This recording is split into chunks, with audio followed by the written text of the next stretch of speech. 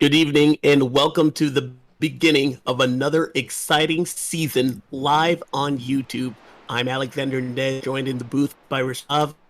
We've been waiting all week here, and it's finally time. The Home Beer Company Daytona 500. You're looking at the pictures of the World Center of Racing, where we are just under 10 minutes of practice. These guys are doing everything they can in order to get ready to see if they can see a big wreck over. Hopefully that's not something that we see later on, but you could just feel the energy heading into this week. All since the duels last week, everybody's been having one thing on their mind. It is to win at Daytona, and now we are finally here. Yeah, I mean, we've been working towards this with Speed Weeks. It's been so exciting building up to this. We had the Xfinity race earlier on Monday night. Tyler Fode, your pole sitter, ended up victorious there, so keep an eye out on that number 40 car. I mean, everyone's just excited to get going here. Brand new season, brand new chance for guys to, make their name here in the Elite Cup Series. Brand new cars, of course. We're going to talk about those all night long because they're going to race very differently, and we'll get to that a little bit later in this show, but man, oh man, so much to look forward to, but it all starts right here. 500 miles, 200 laps at the Daytona International Speedway, and it's looking like a great day here in terms of conditions. Not too hot, not too cold. Partly cloudy skies, what we're expecting to see here at the racetrack. Standard conditions, something that all of these guys are pretty much used to right now. Early in the afternoon here in Daytona Beach, Florida. And, of course, we'll see how long the race goes. We may need those lights on the banking here if the race goes a little bit longer than we sometimes see. Yeah, good thing that one thing that we do not expect is rain. And so we will definitely be getting this race in here tonight here, folks. Although that is a new model I just saw on iRacing here. They are working on adding that to some of the road courses here. Don't think that's going to make much of an impact for regular racing. But, man, 8 minutes you can see right on the left of your screen here for practice, and these guys are getting every bit of it. Real quick, though, we want to mention some of the key contenders all this week. We had already saw Tyler Forde with that win you had mentioned there on Monday. Also want to bring up some of our fastest cars of the week, including Brandon Key, the 99, who was able to win duel number 1, and then we had the 20 car win duel number 2. Those are guys who are going to be running along in beside the top 5, and then you cannot rule out, I believe it was Scott Crump who got the outside pole position. Yeah, I mean, really incredible, job by guys, and we're seeing, that's the great thing about super speedway racing is you see different names up front all the time, but it's going to be tricky. I mean, track position is going to be more important here today than we've seen in the past at these types of racetracks, just because it very much seems like a single file type racetrack. We saw last week Brandon Key could make it work. He could get the car to work on that top lane, as we see a little bit of an incident there during practice. Thankfully, nobody gets hurt here during these practices. No cars get damaged either, but it is possible. It's going to be very difficult to get that top lane working, so expect the early stages of this race to be very much single filed out. And then as we get closer and closer to the end, especially look out for pit stops, that's when we expect to see either big incidents and also guys making moves, trying to make it 2, maybe even 3 wide here around the high banks of Daytona. We saw a very different Duel 1 versus Duel 2, and I believe Duel 2 is going to be on everybody's mind in order to survive, in order to get to the end of this race. So I'm with you there, Rashaf. I believe that we're going to see a lot of single-file action. A lot of people, they were kind of concerned about the style of racing that we're facing with this next generation car. It's not, what would you say, perhaps as good as far as getting to that outside line and perhaps making some passes. We saw the leader basically be able to control the race from the head of the pack, and so I believe track position is going to be key heading into tonight's race. Yeah, I mean, we saw in duel number 2, like you mentioned, Chris Wright, after pit stops, once he got that lead car track position, nobody could touch that car right there, and that's exactly what we're going to see here tonight. So look out for in and out laps, especially working with guys around these drivers. That's what's going to be so important in terms of making sure you can get that track position, because I don't think you're going to be able to make up those passes on track. So it's going to be more of a strategic game, I think, that we're going to see tonight. We have several race teams here, several race chats. I've been able to look in just a little bit, and I guarantee you everybody is on a certain strategy. They know when to pit, they know who they want to work with, and they know their best chance of getting into the Daytona 500 victory lane lies perhaps in the cars that are around them. So see these teams work together here. I think we're going to see all these guys working together as far as manufacturally and within their own set of race teams a lot here tonight. Absolutely, and with that, with just 5 minutes left to go in practice, we're going to go and over to our friend Zach Evans here at the Elite Racing Network. He'll be covering truck races on Sunday night, so make sure you guys are tuning into that as well. But he's going to give us the starting grid here for this Daytona 500. Race fans, here is the starting lineup for the 5th running of the Elite Racing League Homeplace Beer Company Daytona 500. On the pole with a time of 48.261 seconds, Tyler Fody, Jacksonville, Florida, driver of the number 40 Blue Egg Marketing Chevrolet for Lake Norman Motorsports. starting second. Scott Crump, West Point, Virginia, driver of the number 90 Stay Tuned Sports Podcast Camry. Team is independent. The second row features the winners of last week's signing day sports duels. Brandon Key starts third with 2021A SMRI Productions Grand National Series Rookie of the Year Chris Wright to his outside. Starting fifth. Josh Adams, Dayton, Ohio, driver of the number 95 Eats Sunglasses Belly Up Sports Chevrolet for Belly Up Racing. 2020A Elite Daytona 500 winner Andrew Rucker will start sixth. Starting seventh. Johnny Thomas out of McDonald, Ohio, driver of the number 91 Yeats Manscaped Belly Up Racing Chevy Camaro. David Westergreen starts eighth after earning a charter through the Grand National Series last season. Caleb Thompson starts ninth out of the state of Maine, while Joshua Furr rounds out the top 10 after narrowly beating out Tate Lytle as highest finishing open driver in the second duel 1 week ago. Rookie of the Year contender Nick Massey rolls off 11th. Starting 12th, Ethan Barrero, Vancouver, Washington, driver of the number 37 Tide Pods Camry for Pro Edge Racing. 2021A Daytona 500 winner Matthew Weeks will start from row 7 for the 4th straight season in the Daytona 500. He's joined by Joshua Clark on the outside. Starting 15th. Neil Martinez, Salt Lake City, Utah, driver of the number 83 Pepsi Camaro for Fueled Up Racing. Starting 16th. Jeff Green from Owensboro, Kentucky, driving the number 38 C2 Chevrolet for Lake Norman Motorsports. A pair of Midwesterners make up row 9. Medford, Wisconsin's Dustin Dewar to the inside, New London, Minnesota's Josh Robin on the outside. Starting 19th. Kendall Noah Player, driver of the number 94 Carolina Fire Hot Sauce Chevrolet Camaro from Law Hill, North Carolina, driving for Racing Point Limu Emu. Starting 20th, its former World 600 winner and two-time Grand National Series champion, David Tooker. Corey Abbott starts 21st in car number 21. Meanwhile, starting 22nd, Trevor Elam from Richmond, Virginia, driving the number 29 Chevrolet for Fueled Up Racing. Like Trevor Elam, Jacob Adams is making his first Elite Cup Series start. Meanwhile, Richard Hines makes his 69th Elite Cup Series start behind car number 87. Gerald Campbell's defense of the 2021A Elite Cup Series championship will begin from the 25th position. Starting 26th, my name is Brent Jones, driver of the 89 T-Search Chevrolet. Let's go racing! Starting 27th, Chad Frankenfield, Bethlehem, Pennsylvania, driver of the number 15 Days Gone By Vintage Apparel TD Designs Ford Mustang for 90 Motorsports. Starting 28th, Tyler Dixon of Abingdon, Virginia, driving the number 54 Faith and Trust Travel Chevrolet for Do Good Motorsports. lining up behind Frankenfield in row 15 is a fellow Pennsylvanian, Joshua Personette. Lucky number 13, piloted by Brody Moore, completes the top 30 starters. Starting 31st, Zach Evans, Princeton, North Carolina, driver of the number 6 Country Cozy Blankets, Me-Fine Foundation Ford Mustang for Wally Racing. And starting 32nd, Mike Goodman from Medford, Wisconsin, driver of the Homeplace Beer, Miss Goodies Chevy for Do Good Motorsports.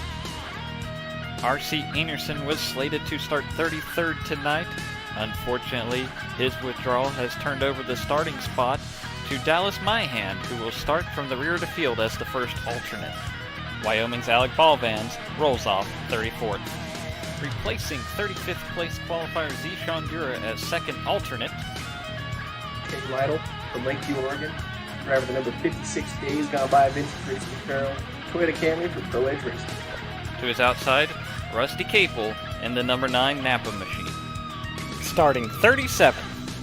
Colin Fern, driver of the number 86 Brentwood Motorsports Chevrolet, Norwich, New York. And starting 38th. Scott Haney, Burnsville, North Carolina, driver of the number 3 Homeplace Beer Company Chevrolet for Good Motorsports. No, that's not Jeff Green again. Jared Rexing starts 39th in the Nesquik number 10. Harrison Talon lines up 40th for Fueled Up Racing. Starting 41st. Casey Hatch, Falmouth, Massachusetts, driver of the number 14 Dr. Pepper Chevy for Fueled Up Racing. Joining Hatch on Road 21 is the SMRI Production Chevy of Jordan Owens. And starting 43rd. Chuck Sweeting, Hawthorne, Florida, driving the number 75 Mystery Motorsports Chevy. And that's your starting field as they have qualified for the 5th running of the Elite JoinAPS.com Cup Series Daytona 500. Great shout out to Zach Evans for putting that together there. That was a pretty awesome view of tonight's grid for the 2021B Daytona 500 for Elite Racing League. Well, race fans, we are just moments away from getting the engines fired, but before we do that, we got to sing that national anthem, and to do it, I have in the booth here Dusty Doer, who has lent his amazing voice. Dusty, it's all yours. Oh, say, can you see by the dawn's early light what so proudly we hailed at the twilight's last gleaming, whose broad stripes and bright stars through the perilous fight o'er the ramparts we watched were so gallantly streaming, and the rocket's red glare, the bombs bursting in air, gave proof through the night that our flag was still there. Oh, say, does that star-spangled banner yet wave o'er the land of the free and the home of the brave? Thank you so much there, Dustin Doer. We are just moments away from getting these things fired on pit road. Want to wish you good luck there tonight, Dustin. We'll be watching, and best of luck here on your bid for a Daytona 500. All right, Rashav, I think it's time to get these things cranked up, don't you think? Absolutely. We should have the flyover going over just now, any second here. And there it is, courtesy of Ride Garcia here on Microsoft Flight Simulator. There it is, the Daytona International Speedway. A great shot there. A lot of cool stuff that we've got here involved. And, of course, it is time now for the command, courtesy of our Grand Marshal, Joey Molinaro. Good morning and welcome to the Homeplace Beer Daytona 500. Gentlemen, start your engines! Oh, yeah. It is time. Absolutely. I know. 43 drivers have been waiting to hear that, and you at home all night long, ready to hear those words, and now we're just one pace lap away from getting this thing under the green flag. Absolutely. This is going to be so exciting here. We're all looking forward to this getting underway here. I, for one, cannot wait here. And here you see the engine starting to rev, guys starting to get ready. And this is when the nerves start building for all of these guys. There's a lot coming for these drivers. And there you see the pace car begins to roll off. And we should have, I believe, just one pace lap here. And we'll get underway for 200 laps, 500 miles here at Daytona. Now, Rashad, you had mentioned the nerves are already beginning to settle in. What are the final thoughts you have as a driver heading out onto the track just before the drop the green flag?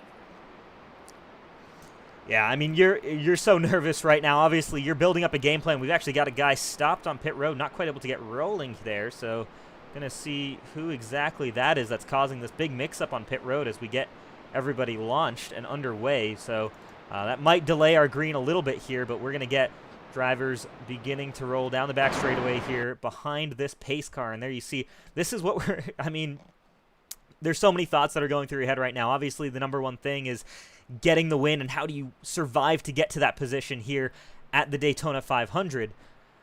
But also, I mean, you're thinking about your entire season as a whole and how to set that up just perfectly and get yourself into the chase already. So many things going through these guys' heads. You've got a long night ahead of you. We'll keep an eye out and see exactly what moves these guys are making, who's going to go aggressive early, try and make some statements, make some moves, and who's going to wait it out, try and bide their time to make it to the end of this race. We want to make a quick mention about some of the strategy these guys might be playing. We understand these guys can go about 38 to 40 laps on field, depending on if you are in the draft or not. Saw that play into account in the second duel here today, and also having a good, clean pit stop. These guys, they have to do everything here in iRacing. It looks like the pace car will go ahead and do one more lap to get these guys in action here. But let's talk favorites here. With only one lap to go here, who do you think there, Rashad, has the best chance to win tonight's Daytona 500? Man, that's such a loaded question. Obviously, with a track like this, you never have any idea. I'm going to have to go with Tyler Fode, man. He's starting on the pole, just won the Grand National Series race. We know that track position is going to be important here, and he's got a great team to work with in Lake Norman Motorsports. We've seen they do a great job at pushing each other to get to these victories here at these super speedways. I'm going to say Tyler Fode is going to be there at the end, and he's going to be the man getting a push from his teammate to the victory of this Daytona 500. All right, I'm going to go a little bit outside the box, at least outside the top 10 for our Daytona 500 champion. I believe it's going to be that number 11 car. I believe Matthew Weeks with Edge Racing here. I believe he has a true shot of winning at Daytona. He's done it before here. This man just seems to know how to navigate. As many people used to be able to say that Dale Earnhardt could see the air, I just feel like he has a sixth sense when it comes to these restrictor plate racetracks. And so that 11 car, Matthew Weeks, I think he has something to prove. And his teammates, those Toyotas, are definitely fast, and they all have something to prove here. I think Pro Edge Racing does get it done here today.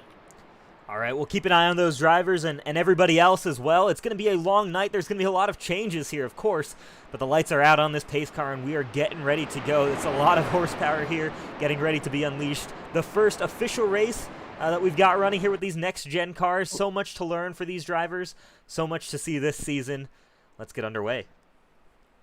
Pace car about to take that hard left turn onto pit road and out of harm's way. The green flag for the 2021 Elite Racing Season B is underway. Tyler Fode leads them down. We are racing for the Homeplace Beer Company Daytona 500.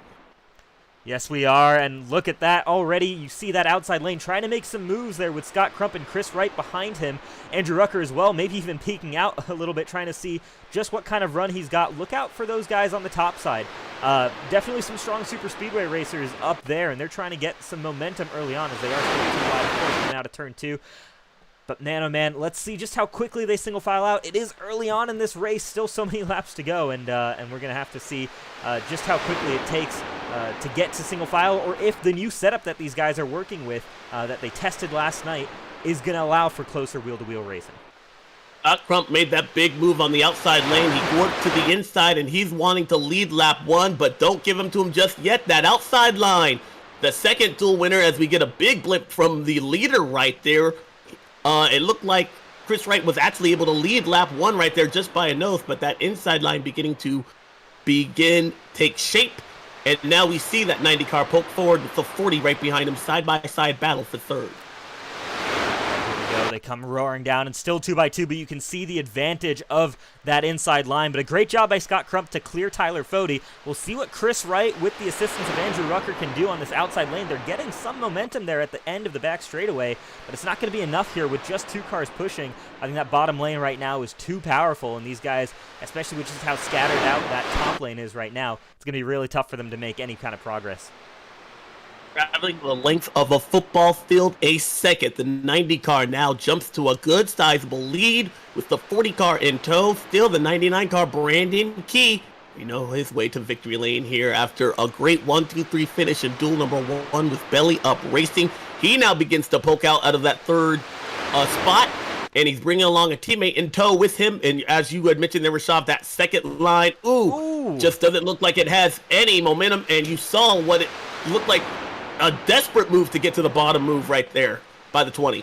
Yeah, 20 trying to make it to the bottom, but there just wasn't room there with Johnny Thomas in this number 91 car running on that bottom lane. So, yeah, I mean, that's what we're going to see here. Guys are going to try and slot in, because if you lose that momentum and you drop, 10, 15, 20 positions, it is going to be very, very difficult to make those positions back. So look out here. Guys are going to be aggressive trying to get back in line if they go out and try to make a run. So a lot of things to look out for, and that, I think, could be the cause of one of the big wrecks early on in this event here. And we do see this field pretty much already completely single-filed except for out back.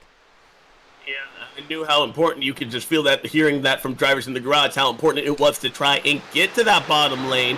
I like the move that we saw from Scott Crump there. It was a sense of urgency to get to the bottom, but they used that outside to their advantage. I believe we will see that outside line pick up, but for now, the risk versus reward, it's just not there. You might want to save your race car right now.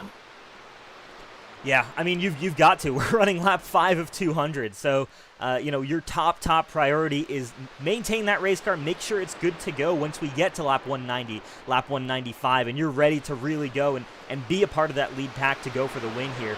You're not going to win this race here on lap 5 of 200. Yes, you can get some track position, but, I mean, we've got a number of pit stops coming. We've got so many different factors that can play out in this race. You're never going to get anything from running up front right now at this portion of the race. Oh, it doesn't take much for the field to become single file almost immediately here. Lap number 5, working 6. No change up front. It's been the Scott Crump, number 90 cars. They're about to make way on a lap car there. That is unfortunate. Hopefully he can get better up, and I don't know exactly who that is that's going the first lap down. It might be Joshua Personette. I think we see... it's Corey Abbott. Yeah, so Corey Abbott there, not the start he was hoping for here in that number 21 Ford Mustang. So he's going to stay high here and allow for these leaders to go by, but straight away not the start that he needed. A little bit of energy picking up in that outside lane. I think it's led by a couple of Toyotas. Is that Matthew Week leading a charge in front of David Tooker and Ethan Burrell?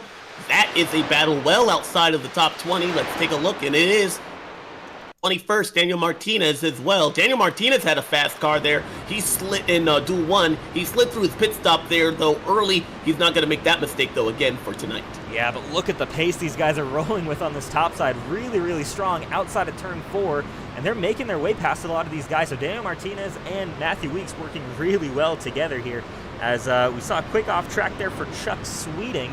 But it looks like he's back on track and running once again. But yeah, I mean, this top lane really coming into effect here. See them getting past that number 21 car of Corey Abbott. Look at this pace that Daniel Martinez and Matthew Weeks are pulling right now down this back straightaway. Really, really strong job by all these guys on the outside. And I think what we're seeing here is the combination of Pro Edge Racing and Fueled Up Racing, teams that we know have a technical alliance. And they have made some considerable ground. They were outside the top 20. They're cracking the top 10. Last lap, they're to the outside of Jeff Green in that 38 car right there, and it's a side-by-side battle just outside of the top 10. The 20 car being pushed by the 11 car. He sees the momentum from that 11. He wants to jump ahead, and now look at this. Brandon Key jumps in that outside lane. Weren't we just saying how they were single file a couple of minutes ago? Where did that go? Yeah, suddenly there's life in this outside lane, and we love to see that up here in the booth, of course, because that means we've got some tight racing. We can get some close kind of pack racing, traditional pack racing that we've seen, and it really, the big thing that concerns me is that it requires this outside lane to be strong, but boy are they strong right now, and it is giving us some great racing here, as I think this outside line might be able to even get enough momentum to get towards the front and maybe even challenge Scott Crump. Can Josh Adams there in that pink number 95 car, can he clear the number 90 as Scott Crump gets pretty loose there on the bottom? Might actually end up losing some momentum there as here we go. Josh Adams is going to take the lead across the line, but not quite clear of that 90 on the bottom. I am impressed there. We saw the challenge by the 11 car in Pro Edge Racing. Those Toyotas were working to the outside. They were not content just to roll around in the back. And I'm with you there, Rasav. This is something that we'd like to see. It's something that, as a race fan, you want to see this side-by-side action. I understand it is a long race, and we understand what could happen if things go wrong like they almost did right there with the 90 car, very loose out of the corner. That was something that Justin Dewar had said earlier before he gave that amazing rendition of the national anthem. He was talking about how some of these next-gen cars were loose out of the corner. Is that something we're seeing already? It looks like it. You know, I don't know how the behavior of the car is going to change over the course of the race and over the course of the stint specifically, but, you know, it may bring tires more into question. It may bring the actual fuel loads and how those affect the balance of the car, and that's something that guys are going to have to consider more so than they normally would. So we'll keep an eye on that, but right now it is that 95. Josh Adams leading on the bottom, but Chris Wright now, the man on the top lane with a nice shove from Matthew Weeks. Can they keep that top lane momentum moving here and try and keep getting guys moved in forward, moved in front here? Right now, though, it seems pretty evenly matched down the back straightaway. Scott Crump there now pushing the 95 car. And that's also something that we want to take a minute to talk about, how you don't want to be necessarily on the back bumper there for very long. You can end up with an engine failure. We saw that with Jeff Green earlier this season in the Clash. Absolutely, yeah. The last thing you need is an engine failure. So you see these guys, you see there with Scott Crump even a little bit, he's peeking that nose out. So they've got a gauge on their dashboards that tell them, and we can even go on board here. Josh Adams, one of the guys who has our... should have our cockpit cam, and he does. So there you see they've got these digital dashes in front. This is what Josh Adams is seeing right here, live pictures. He's got Matthew Weeks right in front of him. There's going to be a gauge that will glow bright red to tell him, hey man, your water temperatures, your oil temperatures, they're starting to get a little bit high. Maybe peek out, get some air into that radiator. So drivers have to pay very close attention to that as they're driving around here at 190 to 200 miles an hour. I saw a great move made by my pick, the 11 car. He had started 21st all the way up to first briefly there. He'll change lanes and get behind Daniel Martinez, who will lead that lap. And he's bringing along others as Daniel Martinez slices to the inside. And look at the momentum. Brandon Key off the track. That's Joshua Adams. And he's going to lose a bunch of time. Can he keep it underneath the yellow line? Yeah, I think he will. That's brutal for him. Obviously was fighting, doing a really good job there, and he's going to lose all that track. He's going to be keeping on the back of this main pack here. He needs to stay in this draft, otherwise this could be detrimental for his hopes. He could go multiple laps down without any kind of drafting help, and I think he might be too far back right now in terms of catching up to the rest of the pack. So, man, oh man, that is a brutal break for that number 95 car who's running so well, but it's Daniel Martinez now up front and leading this Daytona 500 here as we take over to lap 13. See how they navigate this another lap car in the mix. He stays well outside. Daytona is big enough for 3 wide action here, but we typically see the incident count pick up when they are 3 wide as they go around the lap 45. Don't know exactly, though, what happened to the 95. It was some energy there that had picked up, but that is the risk versus reward we were talking about earlier there. These guys were getting pretty racy. But just one issue, one minor mistake, and it could send you all the way to the back of the pack. Hopefully, the 95 car, he has some time before he goes a lap down, but he will definitely need more drivers or some dramatic strategy call to get caught back up with this lead pack. Yeah, he'll definitely need a lot of help, and we'll keep an eye out. But right now, you can see here, Josh Adams running away from the rest of the pack, no draft in front of him, so he's going to struggle a lot here compared to the rest of these guys, and he's going to lose a ton of time here unless we get a caution to help him out. So keep an eye on that 95 car. We know how good he can be here at these super speedways, but right now significantly disadvantaged early on in this Daytona 500. Daniel Martinez and the 11 of Matthew Weeks, those were the 2 cars we saw team up early. Caution is out for the first time today, so the field will slow down. It's Jordan Owens is the report that we're seeing. We'll take a look here and see what we can find. Number 45 car of Owens, and we'll head to our replay. They had just lapped that 45 car there before then. So let's see what happens here. Was he caught up? Perhaps faster cars around him, or did he perhaps have a problem? that inhibited him to going a lap down in the first place. Yeah, we'll take a look here as we're just getting the replay file out.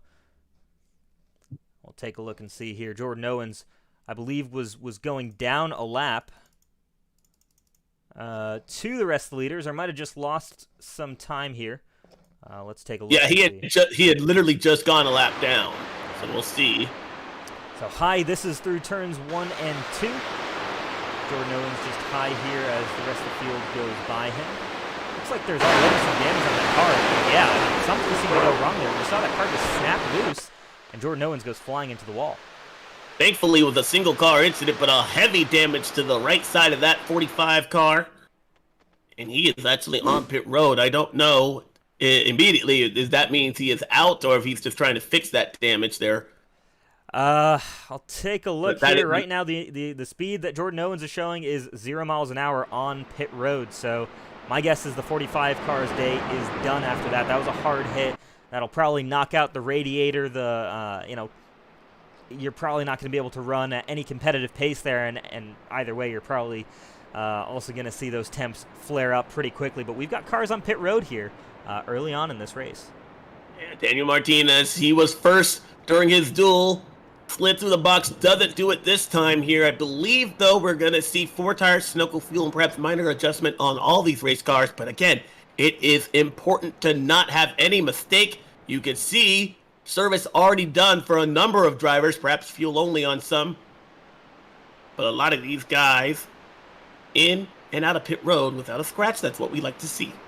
Yeah, absolutely. Looks like everyone seems to be getting off of pit road here nice and safe. Don't see anything too crazy on our timing and scoring here, so great to see that. Everyone nice and safe here early on in this event. But yeah, that was a tough hit for Jordan Owens, and looks like off of pit road, or actually staying out here, is Joshua Furr in that number 4 car, the only driver that we're seeing who's stayed out here with Scott Crump, Daniel Martinez, the rest of this field pretty much coming into pit. Joshua Furr with the call to stay out here, gaining 9 positions while everyone else comes down pit road. Joshua Furr, if you'll remember, had that amazing side-by-side battle in order to get to this point and take advantage of this caution. He had to beat one of the best, with State Lytle, coming right to the line, and I'm talking a mere fraction of a second here, folks. That 4 car was in, that 56 car was out. So Joshua Furr, they're trying to make the most of this opportunity right now, and he's doing a great job so far leading the Daytona 500. Absolutely. He's we'll kind of see what this strategy call is from the number 4 and see what he's planning, with this particular stint, if he's expecting to see another caution. In fact, he's coming down pit road, so maybe the call, that's interesting there. So not coming down pit road that initial time doesn't show that he ever came down pit road, so it's not like he missed his pit box in that 4 car as far as we can tell on timing and scoring. So it's just a call to stay out initially, and then I think once everybody else came down, he realized he's going to have to come down pit road as well. Or I know Carl Edwards was famous for doing this. He would like to pit a lap later than everybody else in order to make sure that there was no chance of him being involved in anybody else's mess getting onto pit road. And we did see some accidents in last year's pit road going on. I actually believe it was that 4 car. He got turned around, if memory serves me correctly. This would be a point where my producer would pull up last year's Daytona 500, but I'm pretty sure he had an issue going on the pit road. Not you there. I'm saying from the real world. It would that actually happened to him. I'm pretty sure that did. So I think he's just making sure that does not happen. Make sure lightning does not strike twice. Absolutely, yeah. So maybe just a safe call there from Josh Furr. Again, a long way to go in this race, so he's thinking, stay out of everybody else's mess and then try and come back for it at the end. And we know how strong he can be at the end of these races, like you said, racing his way into this Daytona 500. So looks like, I believe the lights are going to be off here on the pace car, and we should be getting ready to go back to green as the cars are 2 by 2 and lined up here. So hopefully we should be getting ready to get this race back underway. And there you see the lights are in fact out on this pace car. It will be Scott Crump leading Daniel Martinez on that front row, and Crump's going to be relying on a nice bump from Scott Haney and Tyler Fody there on that bottom lane. Meanwhile, Daniel Martinez is set up with 2 close allies in the form of Ethan Burrell and Matthew Weeks on that top line, so look out for them here. The important need to get to the bottom of the racetrack. Will the 83 be able to do so on that outside line, but the 90 car is going to take off. We're back underway, working lap 19 of 20. And Scott Crump, your outside pole sitter, to the point.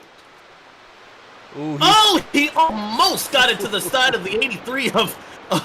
sorry, excuse me. I guess that was a little bit more dramatic than what it needed to be, but it was very close by the 90 car. You could see how much aggression it was to try and solidify his position there, and actually going to hurt him down the backstretch. Here comes another run by the 83 and the 37 car. They're working that outside line. This time, it worked again. That outside line taking the advantage of Daniel Martinez to the point. Yeah, great drive there by Daniel Martinez off of, the start-finish line, and of course off of turn 2 there to get that run. Big help from Ethan Burrell, but Martinez decides to go to the bottom lane and now lead this race once again here as we take over to lap 19. Close between Scott Crump, and you see that again here. He's struggling a little bit there with guys running in his blind spot, and we're seeing this from Scott Crump. Look out for him if you're one of these competitors. You're maybe a little bit nervous about racing this 90 car right now because it seems like they've now had 2 close calls in the past lap. Ethan Burrell leading that charge on the outside line with his teammate in tow. That's Matthew Weeks in the 11 in a car that was the fastest here on last Wednesday in qualifying. The 40 car has yet to lead a lap. Here goes the 37 car. He dives underneath the 83 of Daniel Martinez, and he's looking for the lead, bringing along the 11 with him. Ethan Burrell steaming to the point. Yeah, and Ethan Burrell, he's had some mixed luck in speedways, but I know a lot of drivers. Was an award going out on Twitter for anybody who could name the winner of this race. And I saw Ethan Burrell's name, I think, more than just about anybody else. So a lot of faith in Ethan Burrell in this 37 car, and it's well-served faith as well. This is a talented driver here. Finally kind of broke that winless streak that he was struggling from for about a year and a half, and he's ready to go racing, ready to win himself 100. Look out for that Tide Pods Toyota Camry. Foley now leading in that outside line as everybody beginning to jump to the bottom of the racetrack.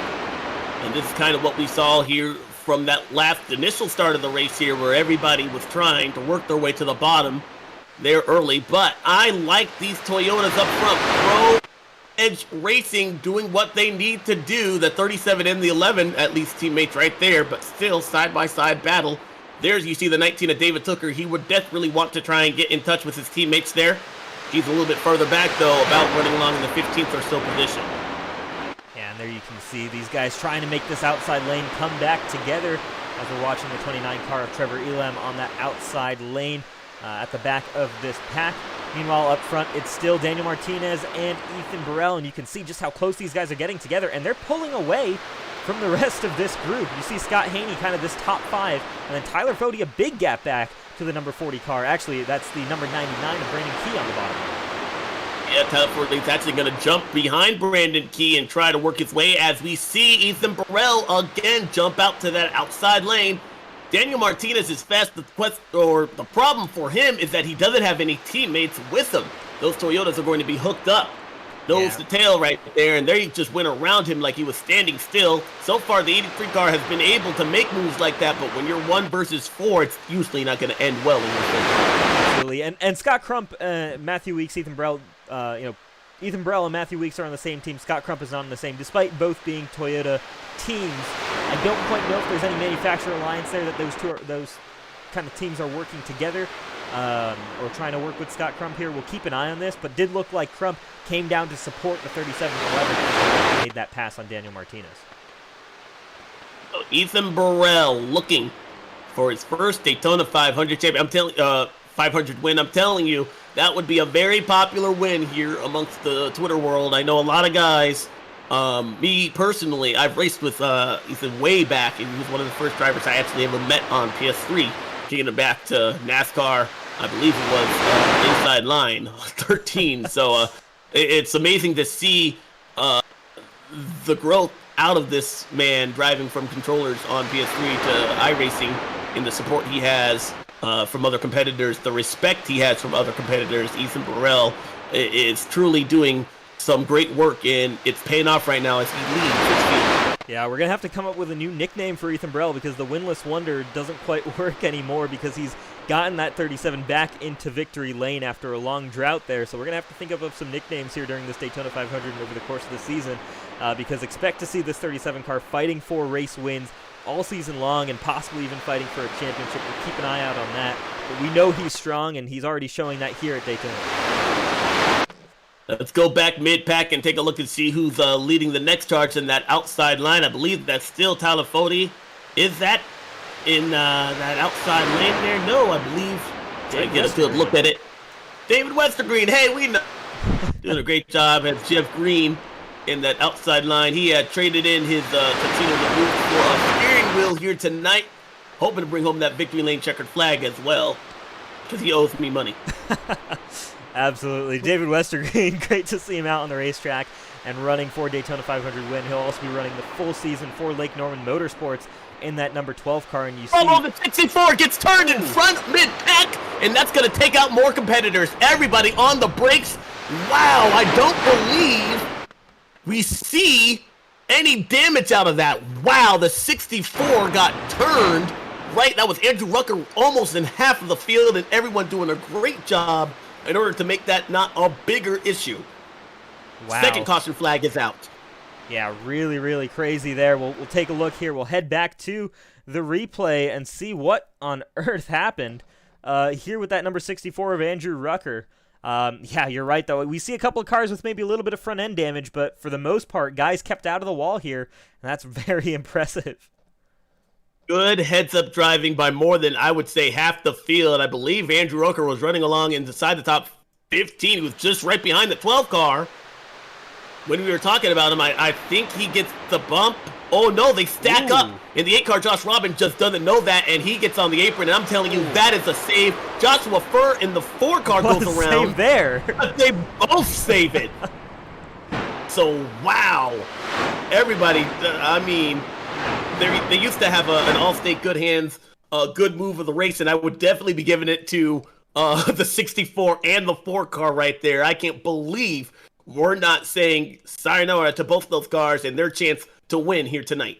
Absolutely. I want to see what this looks like here from on board with the number 8 car, Joshua Robin, because I'm curious to see what that bump looked like and what that looked like for Andrew Rucker in front of him. So we'll head over to this cam here with Josh Robin. Take a look and see it. That accordion effect never saw. I don't believe he knows. I mean, look, you can't see what's happening in the car in front of you. They just stack up before he gets there, and he just gets on that left quarter panel. He's on the brakes. He just catches the 4-car, but wow, unbelievable. And a good hindsight to move up the racetrack and allow other competitors. I'm raving about everybody. I mean, everybody 12th place on back. Great job. Because that really could have been our first massive crash of the day. Yeah, really, really impressive by all of these guys. Oops.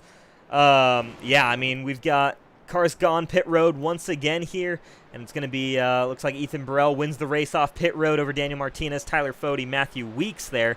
Brendan Key rounding out that top 5. But, I mean, these guys, quick hands to avoid any kind of significant damage in that wreck, and I think we're going to have all cars involved in that wreck still involved in this race, and that's what you want to see here if there ever is a caution, is guys aren't completely out of this. So great to see there, great reaction time by all of these drivers, and I think you could see there, Robin was on the brake, or at least trying to lift off, and you know, he saw that accordion effect coming, just wasn't quite quick enough to slow the car down and not hit Andrew Rucker, but a great job by Rucker and Furr to keep those cars on the racetrack. The caution flag is out for only the second time here tonight. I believe not everybody is going to be up to speed, so I think we will have another pace lap, but we should take this opportunity to perhaps take a quick break. We are going to be right back. I mean, we're going to be calling 200 laps for you guys, so we got to make sure we save our voice as well. So we'll leave you guys with these pictures here. We'll be back in just one lap.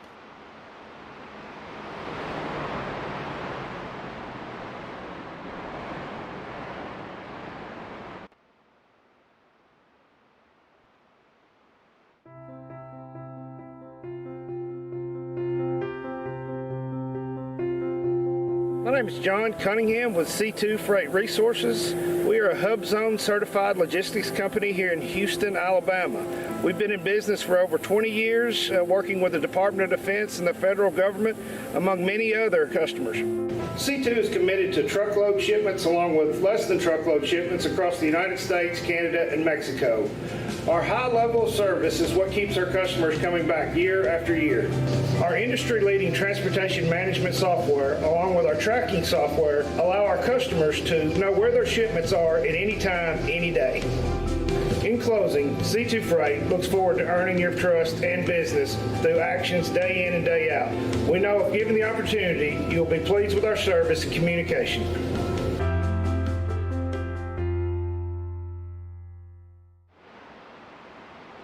Cleaning up our second caution of the night there, Ethan Burrell, your leader. Tyler Fody in the 40 car, your pole sitter, still has yet to lead a lap. Looking to do so today. We've seen that outside line play dividends here on restarts. Will it come for the 40 and the 11? Interesting enough, though, the 37 and the 11, they are split up on this restart. So we'll see how that factors into how these guys get going. But yeah, again, an amazing job by more than half the field in order to miss a very spinning 4 and 64 car there. And we still have, I believe, 40 cars with a shot to win this thing. Yeah, I think we've still got 40 cars running in this event right now. We do. Actually just saw Rusty Capel in the number 9 car jump to pit road, so an issue may be there. We'll keep an eye out and see what's the update there. That might be a car out there. But yeah, 40 cars still in this. Long way to go in this race. A lot of guys with chances to win this and a lot of guys who are desperate to win this race. So keep an eye out here. Ethan Burrell's about to bring this field back to green. 83 giving a shove to Ethan Burrell in the back. The 40 car actually kind of stumbles a bit as we are back under the green flag here at Daytona. And Ethan Burrell leads them down into turn number 1. Again, it takes these guys about a lap and a half to truly get up to speed, but once they do so, they travel the length of a football field a second. Yeah. Fast-paced here. Yeah, really impressive. Just the runs that we're seeing here today, and I'm personally pleased. It looks like the setup changes that they made. Big shout out to another one of our sponsors here tonight. We'll have a video for them a little bit later. McConey Setup Shop, they helped us get a great setup for these cars that kind of got us working with, we're seeing the cars get a little bit snappy loose on exit. They become a little bit more difficult to drive. Guys are able to make runs on the outside lane as well. That's the biggest thing we're seeing here. They've given us a more intriguing race, I think, where it's not just a strategic battle, but it's also a battle out here on the racetrack. Now, right now, that top lane, as I say that, really fading away as this bottom lane coming into its own right now, as Tyler Fody, not quite the guy that needs to be leading this top lane right now, or at least he's not getting the push he needs to compete with the guys in the bottom. And that might have been by design. I mean, as I mentioned, teammates were kind of split up right there. The 11 behind the 40 car might not have been trying to aid the 40. He might have been trying to have a game plan for himself in order to get to the bottom, and that's exactly what he did, so going around the 40 car in the process. Now Tyler Fody's been able to work to the bottom of the racetrack. He's brought along another Pro-Edge racing car that we haven't talked much about. That's David Tooker. He's found himself inside the top 10 here first time today. Absolutely. Look out for David Tooker. He's an aggressive super speedway racer. He will make those moves, and he's going to try and get to be where his teammates are. You see there the 11 car, Matthew Weeks. A couple cars in front, there's going to be Ethan Burrell, and even Daniel Martinez. They work closely with that 83 car as well. So he's got help up here. Honestly, the Pro-Edge Racing and Fueled Up Racing team, those are the guys I'm looking at because they can work together. They can make huge runs by themselves if they can just find each other on the racetrack. And right now, that's what they're trying to do once again. Ethan Burrell continuing to lead here. Brandon Key along in the 3rd position there, and the 11 Matthew Weeks is rounded out in the top 5. Right on board. This is looking back from the 3rd position there. Daniel Martinez right in front, or excuse me, that is Brandon Key that we're riding along with, looking back at Matthew Weeks there. Yeah, I want to see here down the back straightaway. How close does that 11 car get? Are we seeing a ton of bumps here from cars, or are they just riding in line right now? What kind of runs do we expect to see from the 11 car, as well as this number 8, as well as this number 99? Excuse me. And there you see actually, Matthew Weeks not really getting to the rear bumper of the number 99. I think people are kind of long in safe mode. We've already had 2 quick cautions there. Only one for damage on the racetrack there, but you're seeing a little bit of a breakaway there, about top 10 or dozen or so cars. They've been able to single file. In fact, the first side-by-side battle is going to go ahead and go to that 13th or 14th place, and I believe that's where we see our reigning champ, Gerald Campbell. Haven't talked much about him there at all today, but he's along in that 31 car. Yeah, Campbell, you can see they're running that outside lane in a Ford Mustang for the first time in the Elite Cup Series, back in that number 31, your reigning champion. Right now, trying to help Scott Crump work this outside lane, but they look like they're losing momentum to the likes of Scott Haney and Alec Balvans here on the inside lane. You see there as Chuck Sweeting also drives on by. Johnny Thomas also back in this race, and there you see Gerald Campbell does dive out and comes back to the bottom lane, leaving Scott Crump out to dry on that top line. Look at that paint scheme. That is actually one of the more unique paint schemes I have seen here. That 31 car is blazingly fast. It looks like he wants to jump off the race car. That is so cool looking. Yeah, great looking scheme there. Gerald Campbell returning with the die-cast dude. I think this is their third season together, so a great sponsor for Gerald Campbell, and of course the Elite Racing Leagues to have on board. Yes, a lot of these drivers have real sponsors, so the logos that you see on these cars, these are actual, drivers are getting some form of endorsement from these businesses. Gerald Campbell, one of those guys, and deservingly so. These guys have been incredible in terms of their driving, and Gerald Campbell right now a two-time Cup Series champion. Doing a great job there, working a little bit of that outside line. Looks like he's not content just to ride around just yet, but has yet to crack the top 10 here for the first time today. But when money is on the line, we will keep an eye out for that 31 car. He seems to sew up right around that time. Absolutely. We'll head to a cockpit cam here with Daniel Martinez, and I want to show you guys what it's like here to actually push a car at the Daytona International Speedway. And you're going to watch here as we got the inputs from Daniel Martinez. Notice these guys actually have 5 gears in these next-gen cars, so a little bit different, again, to what we're used to versus the standard 4-pattern, or 4-speed H-pattern gearbox. Uses sequential gearbox is another change that some of the drivers have maybe had to get used to. Unfortunately, I don't think we can see quite driver inputs there in terms of throttle position and everything. But I guarantee right now, he's on full throttle trying to get that push to Ethan Burrell. He's going to back it off a little bit heading into the corners to make sure that he's not right on the bump with that 37.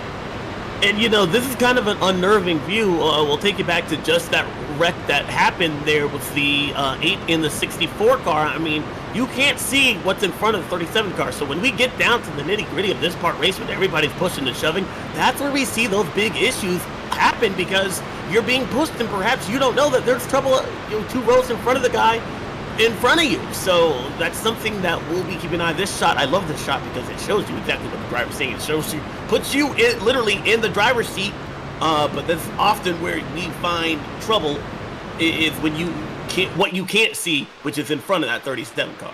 Yeah, that's something for me personally that's always thrown me off about super speedway racing, is when you're trying to give someone that push. It's one thing to suck up to someone's bumper and confidently be able to push them down the back straightaway. It's another thing to go into a corner not even knowing what's happening 2 cars in front of you. All you can see is that massive rear spoiler, and that's it. So you have to have total faith in the guy in front of you and have total faith in the cars in front of you that there's not going to be a wreck the second you turn that wheel. So really, really impressive what these guys are doing, and you have to have, this is why working with teammates is so important in this type of racing, because you have to trust the guys that you're racing with.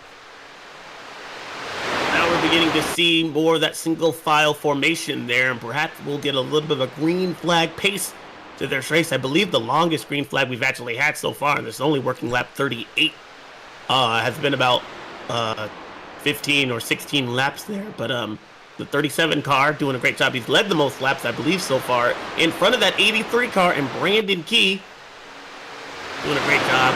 All these guys, in fact, the top 10 cars are all represented by bow ties and Toyotas. The first Ford is going to be Caleb Thompson in the 16, so Ford has a little bit of work to do in order to get caught back up. Yeah, absolutely. That's interesting to note there in terms of, I think also it might just be that Chevrolets and Toyotas maybe a little bit more common in this field, as we've seen some manufacturer shakeups, but we'll kind of keep an eye out. Again, I don't know quite how much of a manufacturer alliance we see here. We talk about that a lot in, of course, the real-life NASCAR races at these types of racetracks.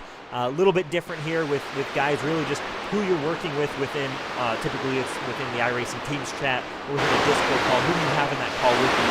It could be all the people on your team specifically. It could be people with some other teams. Again, we know there are some teams that work together within this field. So there are so many factors that could play into effect there. But yeah, right now, if you're a Ford driver or if you're a Ford supporter, you're certainly hoping that these guys can make some moves to get forward, because you've got Caleb Thompson, Gerald Campbell, Joshua Furr, all great Super Speedway drivers here in line trying to make it. Or working, if you take a look up front, keep an eye, no change up front, but working back, let's go perhaps the 20th position.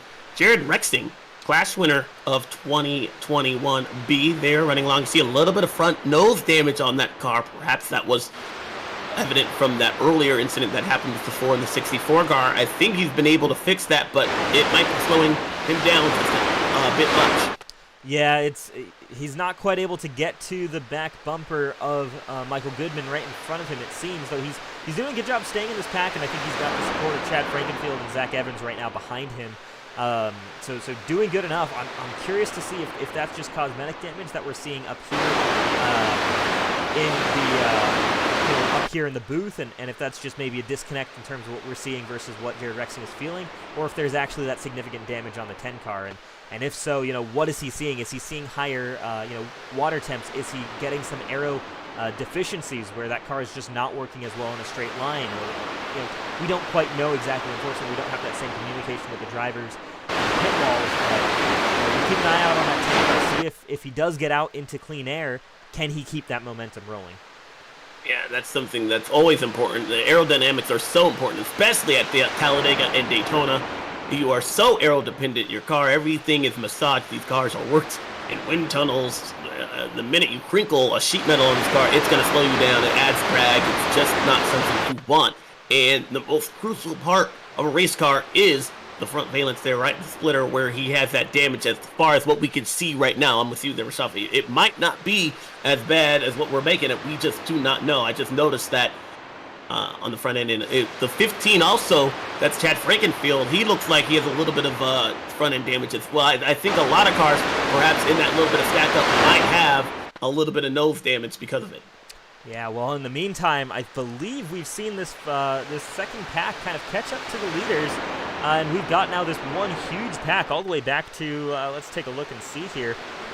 Looks like it might be back to 27th position Brody Moore before there's a big gap to the second pack, 28 Harrison Talon leading that one. So keep an eye out on that as well. Right now, two packs within the field, about 5 seconds back between the first and second packs. So again, just something to keep an eye out. If that second pack is comfortable running the way they are and they feel that if they need to, they can hustle and get back to this lead pack, they should be in an all-right situation. I think they've got enough cars sitting there, about 10 of them, that they can make it.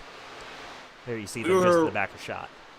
Not so far behind, so that just might be enough to be out of the danger zone in case anything happens in this front pack. But you're watching and taking a look at the 56 car, Tate Lytle. He's another one of those Pro Edge cars. Had a chance to start tonight's Daytona 500. Thankfully, I know he was very upset just at the thought of losing out on a chance. Not upset by losing, I mean, obviously, but just by how close it came to the start-finish line there. Glad to see him up inside the top 12, actually, right now, running along in the 11th position. Yeah, and Tate Lytle will be the first to tell you that if there's a wreck at Daytona, Tate Lytle has either caused it or was a part of it. So he's done a good job avoiding the first two, it seems. Visually on the car, though, of course, there's a good chance we just jinxed him up here in the booth. Got to get a new season of the commentator's curse rolling as well. So we'll keep an eye on this 56 car. Tate Lytle, though, certainly not a huge fan of these super speedway events, but was definitely excited once he got that call up to drive here in the Daytona 500. Glad so, because he did everything he could in order to try and get up there, and that finish was one of the best dual finishes I can think of in very recent history in the iRacing. So great job to see him with a shot here to win, and doing a great job so far. Yeah, absolutely. Aerial coverage today presented to you by Blue Egg Marketing. Yeah, you can see those two packs there. That second pack's smaller, but they're staying just in touch, I think, where they should be all right. Meanwhile, you've got kind of a second lane starting to form at the back of this lead pack. We'll see if they can build up enough momentum, because we really haven't seen much movement up front in the past about 10 or so laps here. See them coming along in front of another lap car.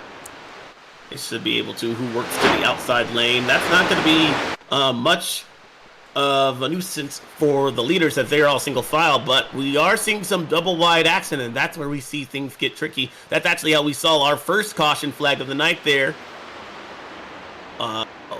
When this pack went around the 21 car, who's been, this is, I believe, now the second time we've seen him go a lap down, so something just very amiss in that 21 car. Unfortunate here today. Yeah, not the race Corey Abbott was probably hoping for there. You see, it's just not maintaining speed or something not quite going right. He'll be able to run here until he goes 6 laps down, in which case the race officials will ask him to park that car. But right now, Corey Abbott, yeah, this Daytona 500 did not start the way he wanted, and right now it's just been a bit painful, I think, for that 21 car just going around right now.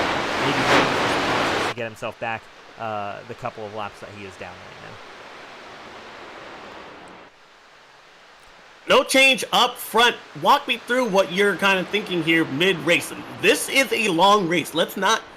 I think that should be reiterated here more often than what we give it credit for. This is 500 miles. Yes, it's not on the real high banks of Daytona, but fatigue can begin to settle in, especially in the middle portion of this race, which we are about to hit in about 3 laps here. We have only gone 1/4 distance of tonight's race.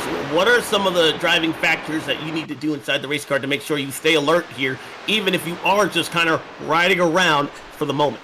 Yeah, you know, that's tricky. I think the biggest thing is making sure you're still communicating with your teammates, understanding what you guys are going to need for the future of the race, and really the biggest thing is in an area like this, and if you're Ethan Burrell and you're not getting a ton of pushes from Daniel Martinez, everyone's just kind of riding right now, so you're not focused on locking up with someone else's bumper.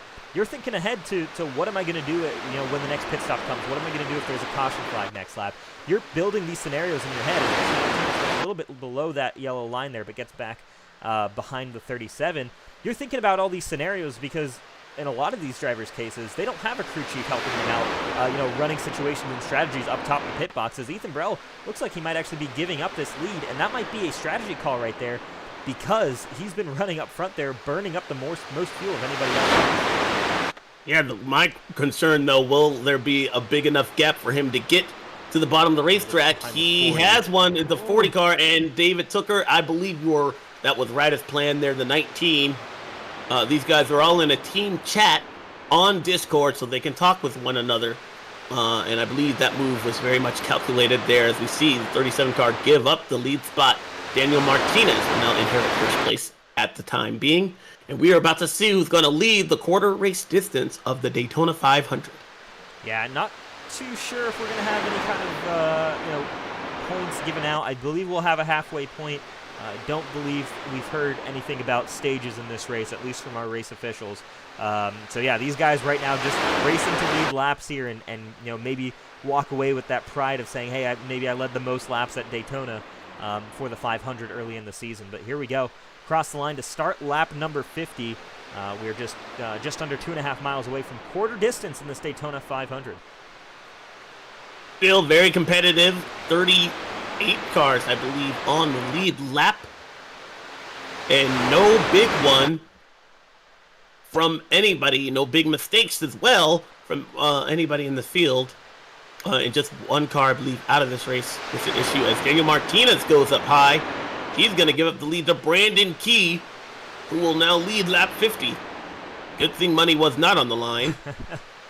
Yeah, it looks like a similar strategy call. I think we'll see Martinez here slot right behind that 40 car, and he does. So good job by Ethan Burrell leaving that space here. And those guys might be slotting together, trying to put together an attack, to go out and make that second lane, because we're seeing just in the corner of your shot, you saw Jared Rexing is leading this outside lane here with the help of Colin Fern. These guys are starting to move their way forward. You see Rexing already up to the 10th position with just 20th, about 8 to 10 laps. Yeah, Chuck Sweeting along with him. Haven't mentioned his name very much here today, but he's doing a great job there, battling hard in that 75 car. And take a look at that 14 car in that outside, that red car there, fourth in line in the outside lane. That's Casey Hatch doing a great job. Haven't talked much about him at all here today, so he's cracked the top 15, looking for a top 10, perhaps. Casey Hatch going to come from that same team as Daniel Martinez, who's been leading the race or has led the race for a number of laps here. So look for those guys maybe trying to find each other out on the racetrack, especially after pit stops. Something that we're going to get close to relatively soon here. We're about 26 laps into this particular stint, so look for about 12 to 15 more laps, in this fuel stint if we stay green here. Oh, as I say that, round and hard into the outside wall. It's the 87. Caution is out, third one of the day.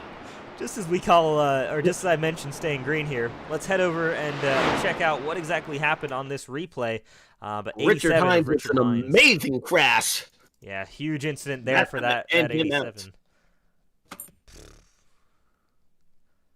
Let's take a look and see what exactly happened here. 87 car Richard Hines heading through turns 1 and 2. Gotta get a bump. Ooh. Oh no, that was weird. The car just kind of jumped out of it into the safer barrier of turn number 2. My guess is that's what we call here in iRacing netcode. So for those of our newer viewers, everyone has to rely on a connection to each other, and sometimes that connection can't be the most reliable thing. In fact, you've probably seen on this broadcast a couple of times where the cars have disappeared for a few seconds. So what might have happened there is, on one person's screen there was a collision. Clearly on Richard Hines' screen there was a collision. On someone else's screen there might not have been any contact, but it resulted in a car on the wall, and that's netcode there. You can't do much about that. They can't call that on anybody here in these races, so that's really unfortunate there for Richard Hines. He was running a little bit in the back there, but probably just biding his time trying to get a run moving forward. But that's probably going to mess up his entire race here today, as the entire front end is missing off of that 87 car. Darn. Very much unfortunate, but sometimes you need a little bit of luck. You just wasn't on the side of the 87 car. Up front, pit road is about to be a very busy place, and Brandon Key is going to lead him down. Here they come down pit road, and you'll see just about everyone, I think, will try to slide down here onto pit road. We'll see maybe a couple of guys making that call to stay out, and I think we do. Colin Fern, one of those guys who makes that call, in number 86, trying to get the track position. He's been running a little bit further back so far today. He didn't have the smoothest of duels, so trying to get track position here through strategy options. Meanwhile, a lot of the guys we've seen up front here right now are coming down pit road, and you see them all piling in. Expect to see probably that number 99 of Brandon Key filing off pit road first, and in fact, there he goes. Still Colin Fern going to inherit the lead right in front. I believe that's the 8 of Joshua Adams, or Josh Robin, excuse me. And the 21 car is going to get a lap back. Yeah, I believe you're going to have... go ahead there, Rashad. No, I was going to say that's big for Corey Abbott. If he can get that lap back, that's great for him. Just trying to get himself back into contention here. It's not over. You've got to be pretty resilient with this kind of racing, especially if it happens so early. But he's also going to be racing for points here, so got to make sure that you're trying to maximize that. If cars go out, just being 2 laps down, you can still pick up a lot of points here if guys go out early on in this race. We will sort out the running order when we come back. This gives us a chance to pay the bills. We're going to have another ad here for you guys so far, so we'll be right back with this and a word from our sponsors right here for the Elite Racing Network. When you want to be the best, you can't settle for the rest. There's a reason that Makoni Setup Shop is trusted by more virtual and real-world tracks and companies than any other setup shop in iRacing. With partners such as Stafford Motor Speedway, the Nashville Fairgrounds Speedway, Five Flags Speedway, Speed 51, and more. When you want something done right, you go to the experts at Makoni Setup Shop. With setups available for most series on both asphalt and dirt, built by a team of professional builders consisting of some of the top talents on the service, Makoni Setup Shop LLC has what you need to hit the track with confidence. Head over to MakoniSetupShop.com and learn why Makoni Setup Shop is the official setup shop of Richmond Raceway Esports and is partnered with some of the largest names in virtual and real racing. And remember, at Makoni Setup Shop, there are setups, but your victories.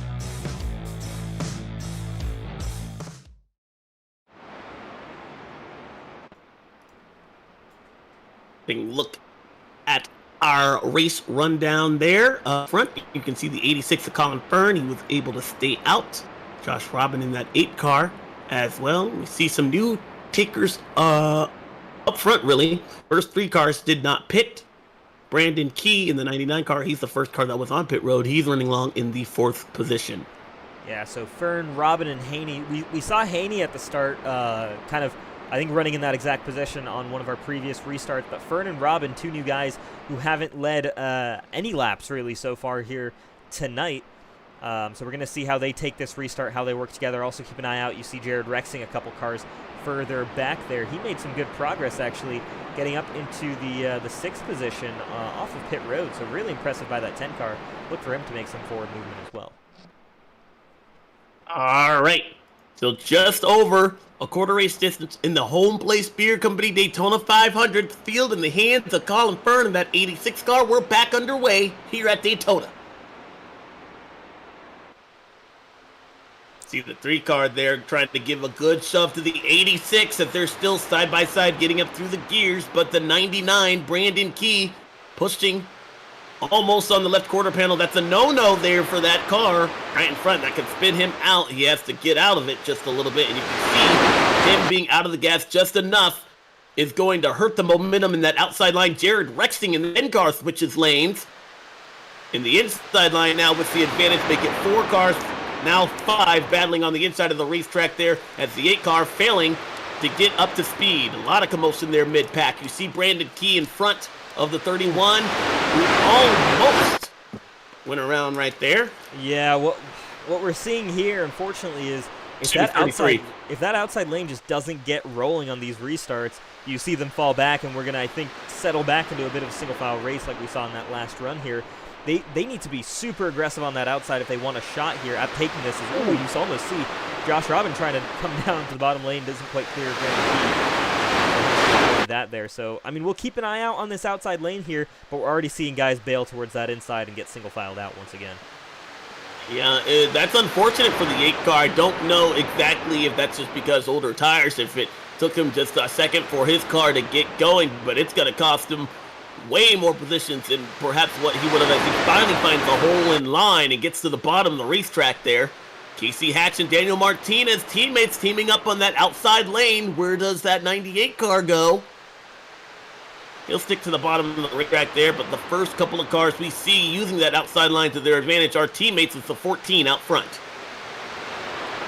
Meanwhile, up front, it is Colin Fern still leading from Scott Haney, so Haney doing a good job there, pushing that outside lane, but we see Tyler Fody maybe peeking down below that yellow line. He can't make an overtake by going over that line, so he's got to be careful there, but he's a little bit ways away from Scott Haney, maybe just peeking out, getting some air into that radiator on that 40 car, and getting back in line here to run behind these 2. So we'll keep an eye out here. Tyler Fody, I don't believe has actually led a lap here tonight, as crazy as that is to say. So keep an eye out. He's been running up front. He's been within kind of the top 10, top 5 all night long, but hasn't been the guy leading the pack, and that could be a strategic decision, saving fuel here, taking less fuel on each stop. We'll keep an eye out on Fody and see if this is a strategic call or if, what he's planning to do here. But yeah, we haven't seen that 40 car leading the race quite yet, but very competitive still. See that outside line really beginning to fade back now. They were around the 10th position. Now it's marred back to about 15th, definitely maybe even 20th. Casey Hatch there, continuing to fall back with his teammate. Where are the Pro Edge racing cars there? We were just talking about, like Ethan Burrell. He was in the mix of this thing. He's back now in 19th as well. So that caution really kind of shuffled up the field. They had just gotten to get a little bit of racing before that yellow flag came out there.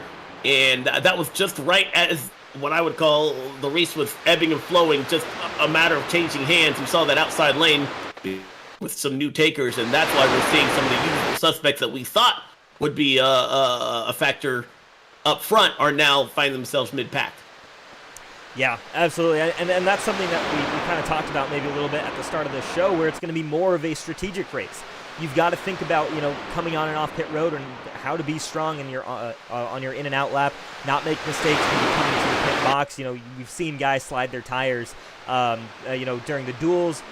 lock up their tires, miss their pit boxes, things like that. That's what can lose you this race right now because of how reliant we are on track position. If you want to be in a competitive position, you've got to set yourself up by doing that either on a restart or off of pit road, because otherwise you're going to have a very rough time coming from 25th position up to the front unless you've got a lot of cars helping you behind. You're going to definitely need some drafting help there as we see the 37 car kind of poke out of line and mid-pack. So one car there kind of almost jumped sideways to that double yellow line. I don't think there'll be more of an issue, but we do. We do have a caution. Caution flag is out. Yellow flag here. Cananoa player, Daniel Martinez both involved in that. Wow. Two big names involved in that incident there. Cananoa player, a former Daytona 500 winner, and he gets stuck on the banking there. Daniel Martinez was leading this race just a few laps ago. My, oh my, how things can change in a blink of an eye. We saw some commotion there on the backstretch there, perhaps the accordion effect. And that just goes to show how even riding along single safe at Daytona, especially mid-pack. Yeah, absolutely. And great eye from you. You saw this car peek out below the yellow line, and it's kind of what started this all. It's Casey Hatch, I believe, in that Dr. Pepper number 14 car. Goes to the bottom. They're forced to go through wide. Cananoa player gets hit by Daniel Martinez, and those three go around. And Tyler Dixon involved in that accident as well. 14 of Casey Hatch actually got into the side of the 83 car that kind of set that off.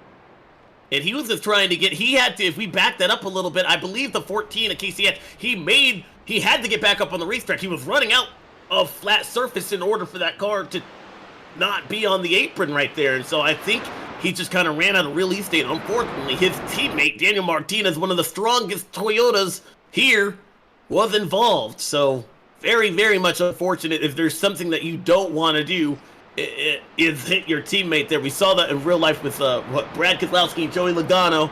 I think Steve Letarte said it perfectly, and that's just bad luck. You're more likely to hit your teammate, though, when you're working with one another at Daytona than you are another road course. But that is unfortunate there. I know Casey Hatch did not want to have that. Hopefully the day's not done for Daniel Martinez, but a lot of damage on that 86 car. Absolutely, and just the update from Race Control, actually, we do have stages, so something to keep an eye out for. We will be seeing a stage, not a stage break, I don't believe, but we will have a stage end on lap 65 here. So keep an eye out for that because we'll have points offered to the top 10 drivers. Oh, that would make sense. As the 21 car gets his lap back. Hey, you never know, right? I mean, that's as you were saying there. You just got to be around at the end. And Corey Abbott doing a great job trying to stay in contention for this race. I believe we are working. What lap are we on? 62. So we should be able to go back to green here, perhaps with one lap to go in that stage. We won't see a green and white checkered flag fly followed by a caution. So standard green if we get this race restarted here. But as you mentioned there, Rashov, we will have points awarded to the top 10. And, your season begins now. Every point matters. Yeah, absolutely. So we may see some aggression here on this restart.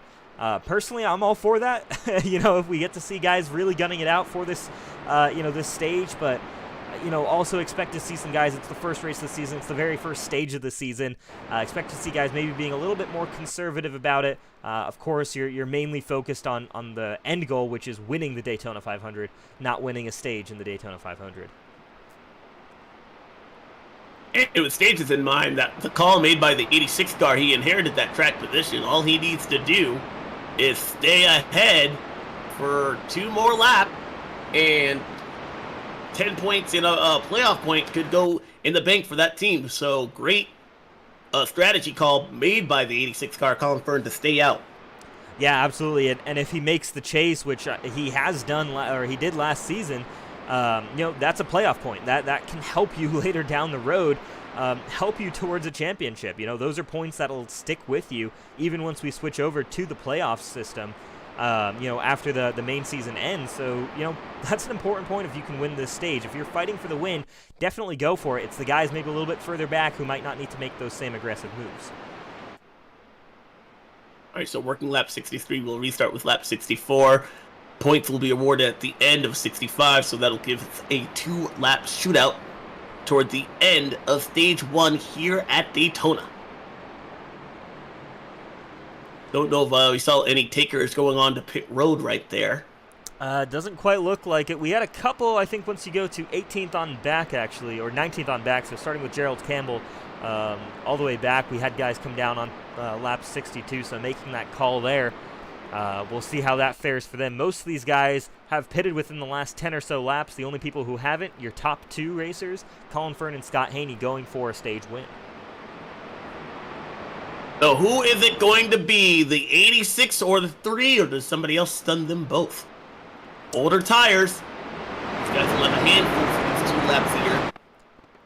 As pace car jumps onto pit road. Yeah, here we'll see Scott Haney's going to have a bump from Matthew Weeks. They're going to go back to green flag racing here, but you see that bottom lane gets away really well because they've got the pole sitter, and with Tyler Foderty's support, I expect to see Colin Fern now winning this stage. I'm going to call that right here at the start of this lap just because of the fact that that outside lane is going to have a lot of work to do to try and build up that momentum once again to get past this car. Look out for Scott Haney. He might still be able to make this work, but right now that bottom lane is hooked up. Yeah, and I don't believe we see Tyler Foderty try and make a dramatic run to get that stage win. Oh, maybe he does. He does. My goodness, the first lap led all day long could be the lap that gets him the stage win. Tyler Foderty to the outside, rocketing with Scott Haney in that 3 car, but the 86 battling hard. Jared Rexing, the class winner, right on his tracks. Oh, man. 99 of Brandon Keys.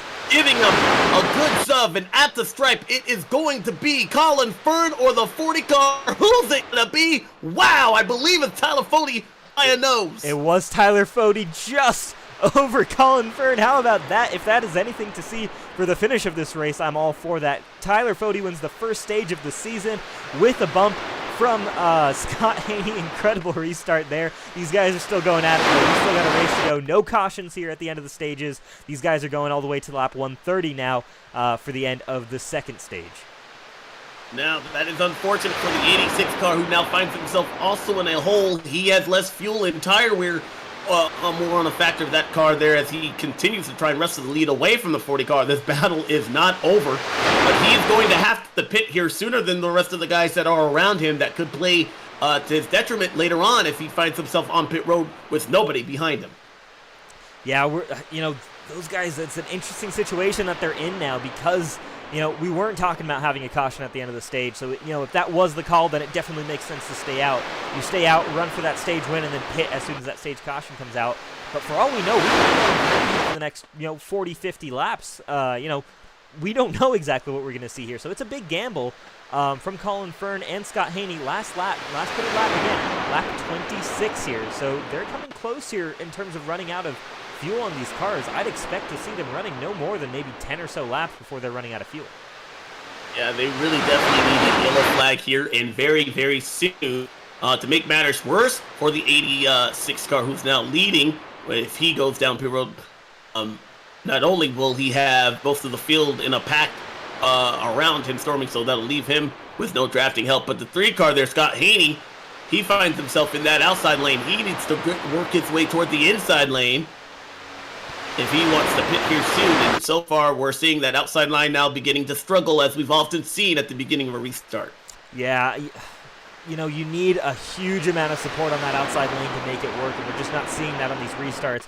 I think the time we saw it work was when we saw all of those Toyotas and Chevys all working together, making that run, kind of building that run from the back. It wasn't on a restart necessarily, so that might be the best chance that these guys have got. Settle in, kind of find your group, find the guys you want to work with, and then create that run. Right now, the problem guys are seeing is that as you try and make a run on the outside lane, you don't know if the guy right behind you is going to bail out and head back to that inside lane, so you're not incentivized to push on that outside lane. So it's tricky right now. It's a hard situation to balance. Right now, you're better off just running in line here until you can find teammates or someone to work with that'll allow you to make that push towards the front. And here you see 2 Toyotas on the outside lining up together. Those are teammates, Matthew Weeks and Joshua Clark. That's what I'm talking about. You see all of those Pro Edge Toyotas, maybe the Fueled Up Racing Chevys join in on that top lane. We can see some big momentum moving. 86 ducks on the pit road here. He'll give the lead to Brandon Key, Jared Rexing in that 10 car there, pitting by himself, and that is the insult to injury. They're now pitting by himself, but not getting the stage win. It just didn't work out for Colin Fern. Now he needs a yellow flag in the worst way in order to not go a lap down. Yeah, he'll have Scott Haney. Yeah, he'll have Scott Haney with him off the pit road, but even then, just 2 cars alone, I think, are going to struggle to make up any ground compared to this massive pack. It looks like you need to have 3, 4, 5 cars worth of support in order to make any kind of gains on the rest of this pack. So.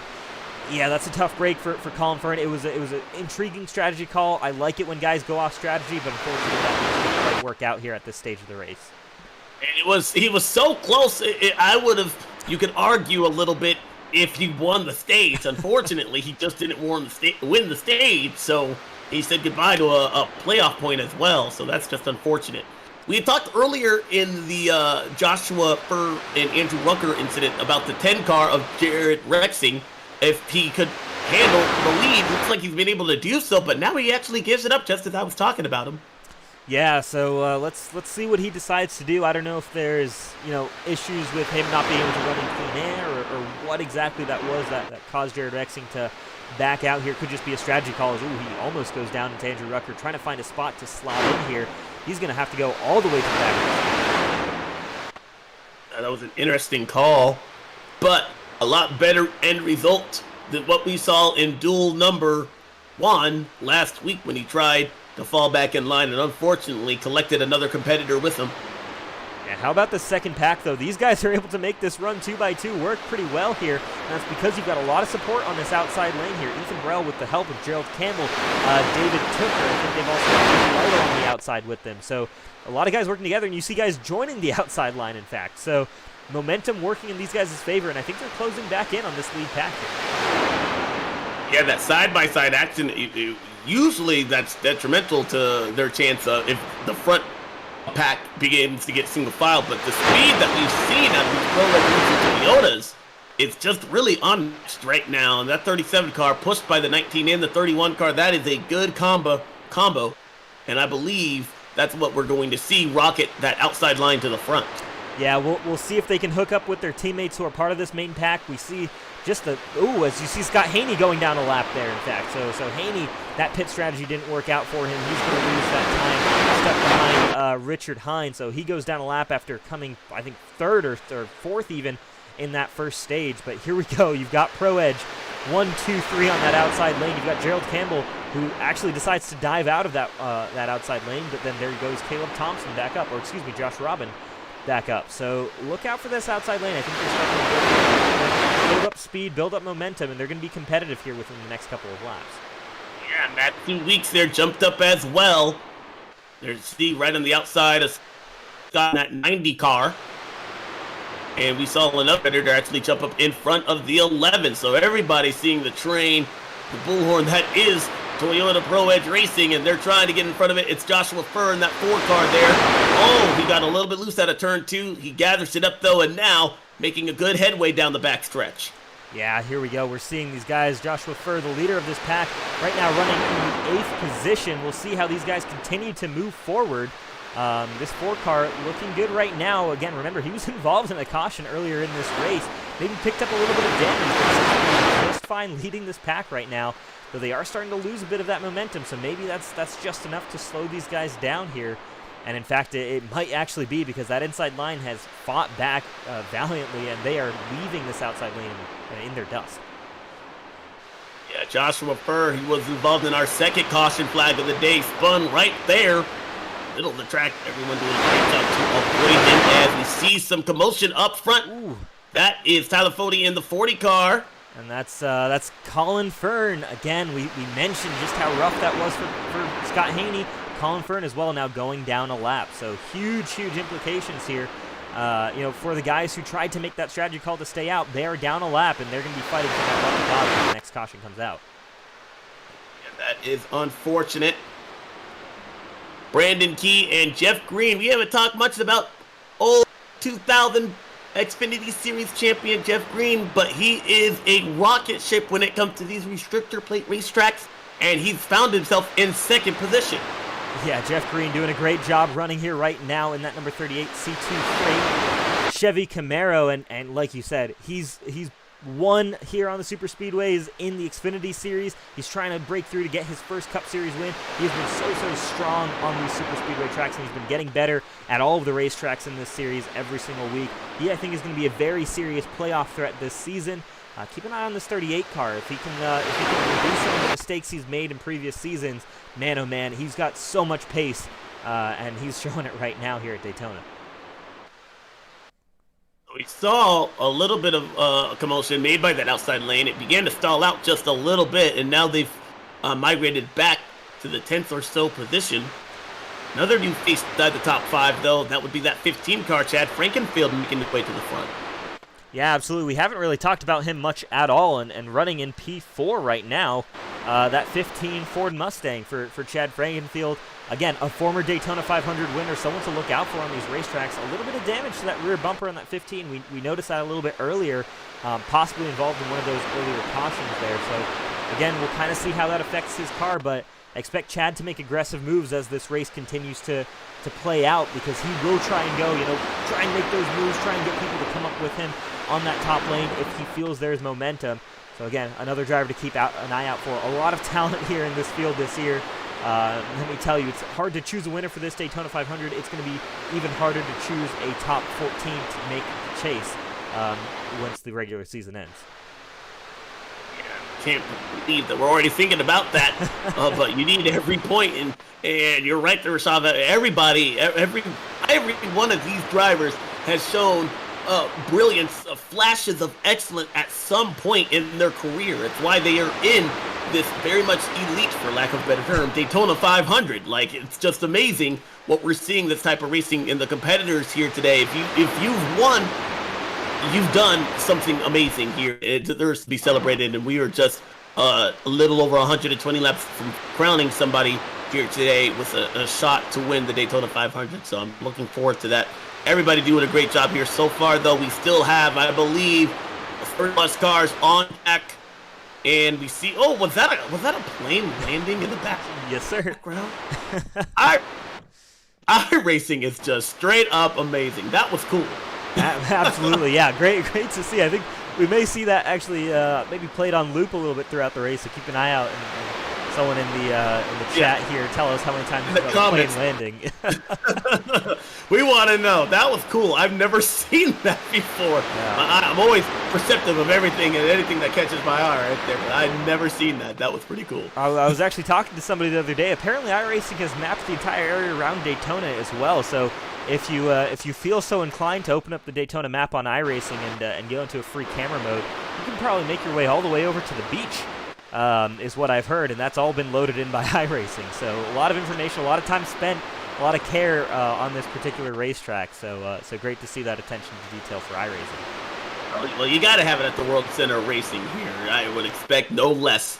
I mean, this track is known by people, race fan or not. So great to see that from iRacing here, the great product that they put out here. And also, while we're on the product of virtual racing game, I don't know if you were able to see this there, Rashad, but we saw the new trailer dropped for NASCAR 21. It's going to be called Car Ignition.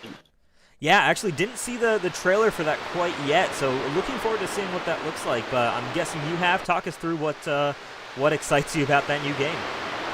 Oh, well, for starters, the graphics look amazing. I know there was a lot of concern about what we would see based on the earlier NASCAR Heat games, and this game, it's definitely different. It's not what we expect in the past, but they've been able to show that there brilliantly with their trailer there. So it's just the Cup Series. I have no Xfinity or Truck Series, unfortunately.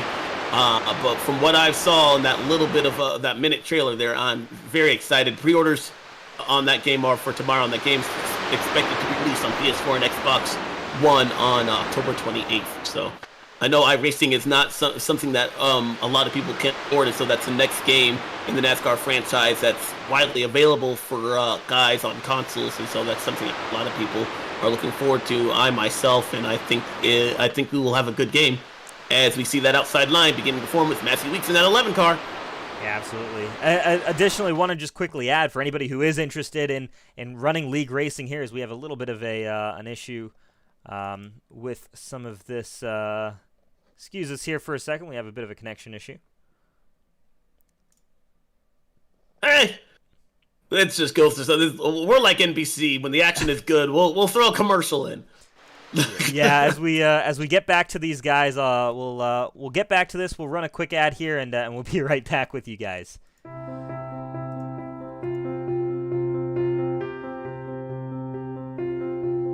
My name is John Cunningham with C2 Freight Resources. We are a Hub Zone certified logistics company here in Houston, Alabama. We've been in business for over 20 years, working with the Department of Defense and the federal government, among many other customers. C2 is committed to truckload shipments along with less than truckload shipments across the United States, Canada, and Mexico. Our high level of service is what keeps our customers coming back year after year. Our industry-leading transportation management software, along with our tracking software, allow our customers to know where their shipments are at any time, any day. In closing, C2 Freight looks forward to earning your trust and business through actions day in and day out. We know if given the opportunity, you'll be pleased with our service and communication.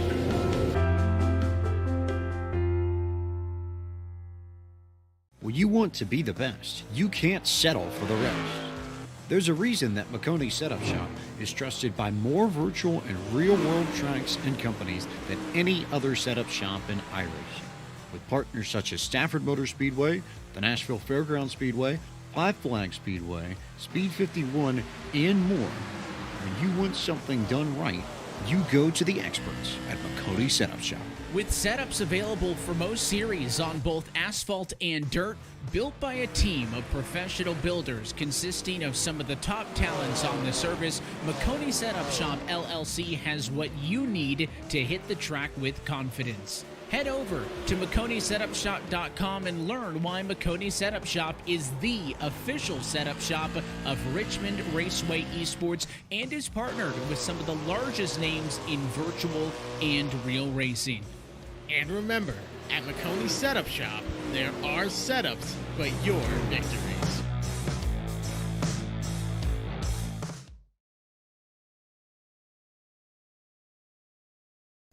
Our sincerest apologies here, as we're still waiting for things to work out on screen with the actual display. I'll keep you guys updated here on the Elite Racing Network as we're trying to get back into the lobby and running in this event. And we should be back to our main action just now here. We apologize once again for that. Some connection issues here is we've got maybe some bad weather out there affecting our internet connection, but we're back to the action here at the Daytona International Speedway. Jeff Green, your leader on the racetrack right now, ahead of Tyler Fody, Brandon Key, and Chad Frankenfield. We're seeing an outside lane starting to form as well with Matthew Weeks, Tate Lytle, and Josh Clark running up top there. We'll see exactly how that outside lane starts to run, as you've got a lot of fueled up Racing Pro Edge racing cars up there as well. 11 cars been able to find 56 and 28 and 37 there, so that Pro Edge Racing doing a great job in that outside lane, but while we were away there, Jeff Green able to wrestle the lead away for the first time here tonight, doing a great job there. He might know a thing or two about leading at Daytona. Absolutely, yeah. Jeff Green knows what he's doing right now, is getting support right now from Tyler Fody behind Brandon Key as well.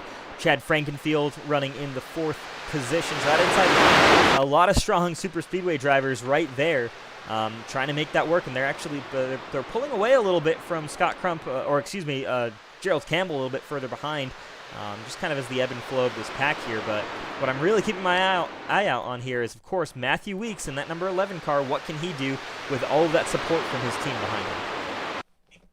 That was my pick here earlier today. Looking to see that 11 car do exactly what he is doing, and that is lead a charge to the front. Being able to creep his way just on the outside, knocking on the top 5. Chad Frankenfield right underneath him, looking at the 99. That's Brandon Key on that inside line, who perhaps thought a little bit about jumping up in front of that 11 car there, thinks better of it. That 11 car getting a good shove by the 56 and the 28 car. They are side by side and making ground in that outside lane. Matthew Weeks there, as I had mentioned earlier today, so good at these restrictor plate racetracks. And when you have help in the form of those teammates right behind him that you know they are fast, then it's a deadly combination in order to make your way up to the front for the rest of the field. So you are not going to keep those Toyotas behind for very long. Yeah, here we go. The question is, can they get locked up together and make that get that forward momentum here to try and make the overtake? We see every now and then, especially in the back straightaways, they get maybe a better run off the corners. They carry a little bit more speed and close up. But through the corners, of course, that shorter route around, allows you to, to go through that corner much faster. And we see there Matthew Weeks bails out on that top line. He decides, no, right now my time is better spent. My energy is better spent here on the bottom. And then we're going to see the rest of those Toyotas start to fade here. We're just shy of 10 laps of halfway here, and it's still anybody's race. We really have not seen one driver absolutely dominate this race. I don't know if we can pull up who's led the most laps here today, if that's a quick graphic or something here that you even have there, but not too sure. I can tell you it can't be very much more than, like, I would say 20 or so laps. It's been a revolving door for first place. That I know a lot of would we see passing for the lead? Would we see side-by-side racing? And so far, I would say we have.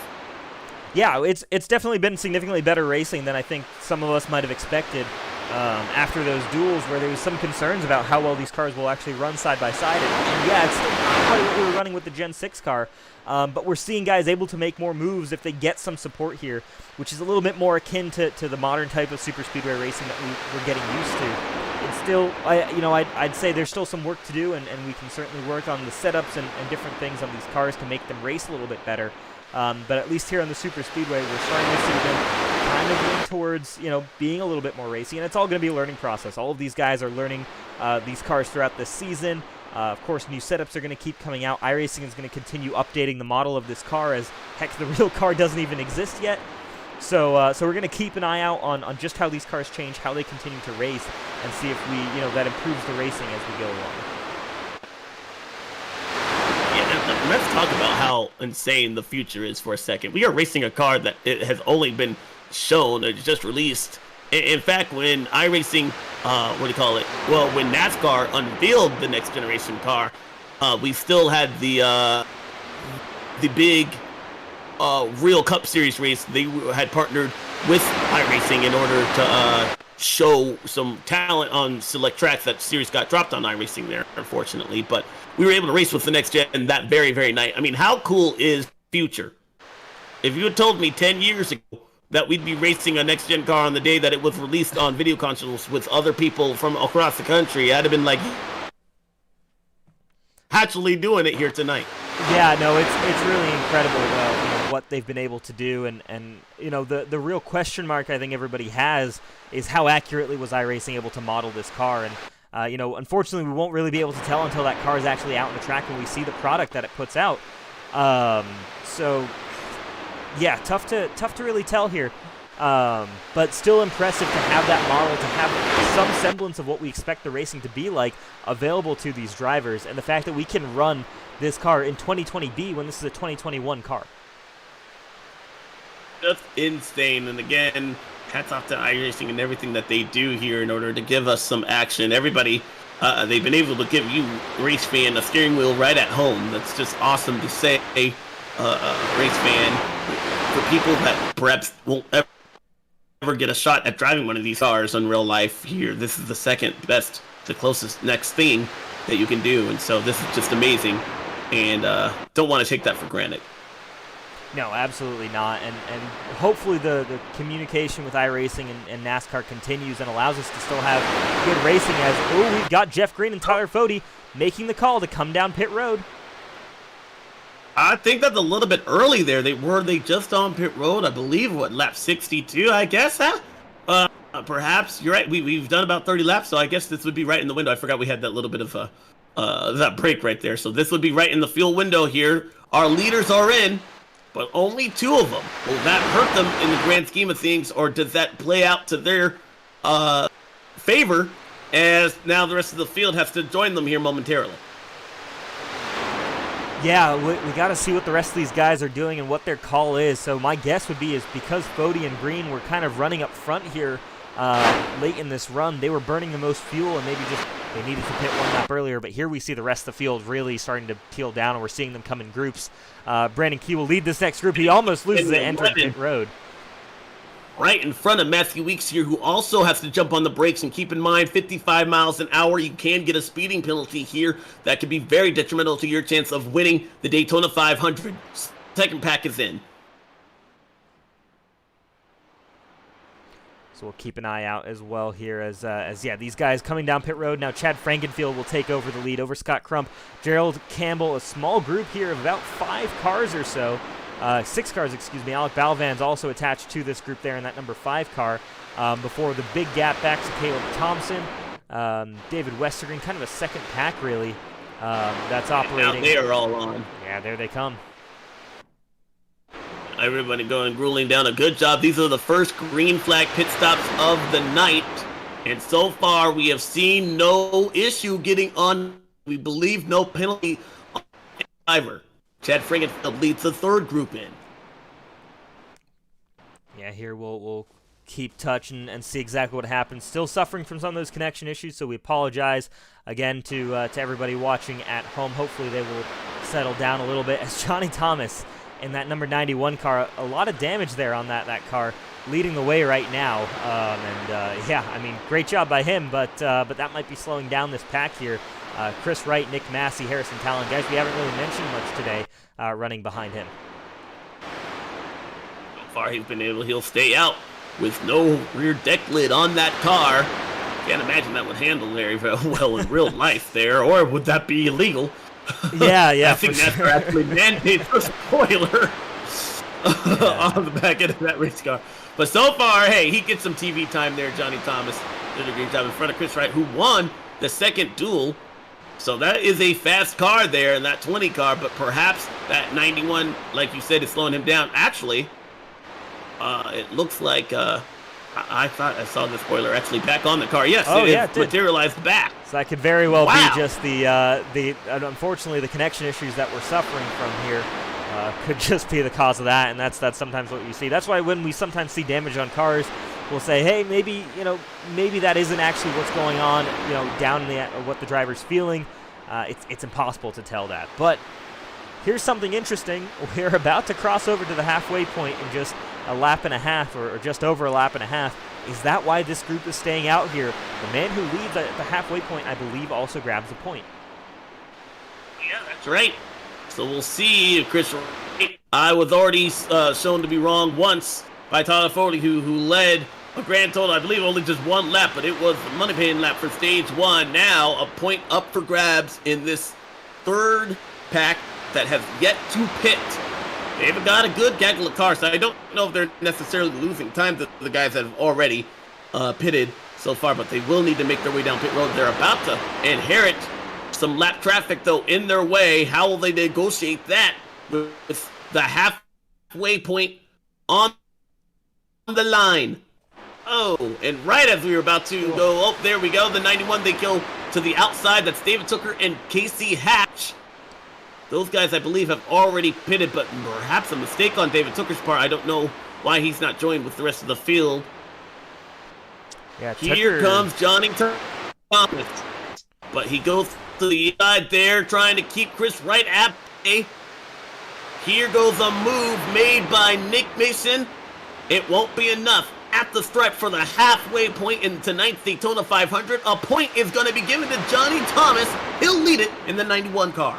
Yeah, so there you go. Halfway through this race, and again, now 100 laps to go. This is where the intensity maybe starts to pick up just a little bit as guys start to get a little bit more aggressive. Expect to see this pack coming down pit road here relatively soon. So we'll keep an eye out on where they blend out as well, if they've been running fast enough to stay ahead of the rest of the pack. So a lot of factors starting to play in here, but I love the fact that we're getting green flag pit stops for the first time this race, and the time that it's happening, this is going to make this second half of this race very interesting. Yes. And as mentioned, already halfway here, so this will be made an official race by iRacing. As this back now begins up. Looks like we have got one almost. Oh, that just might be that cook there. He was out of control, but he gathers it up. As they are all on pit road right there. that allows the 14, the 23, and the 19 their lap back, but very much behind the second and first pack that we saw already pit. Don't know what happened to David, but that was definitely a penalty. He was not that far back in that initial round of green flag pit stops. Yeah, so we'll see here as we finish up this round here. It should be Harrison Talon, should be the last guy, I think, to pit. He's using Casey Hatch right now to kind of help him run and get some momentum.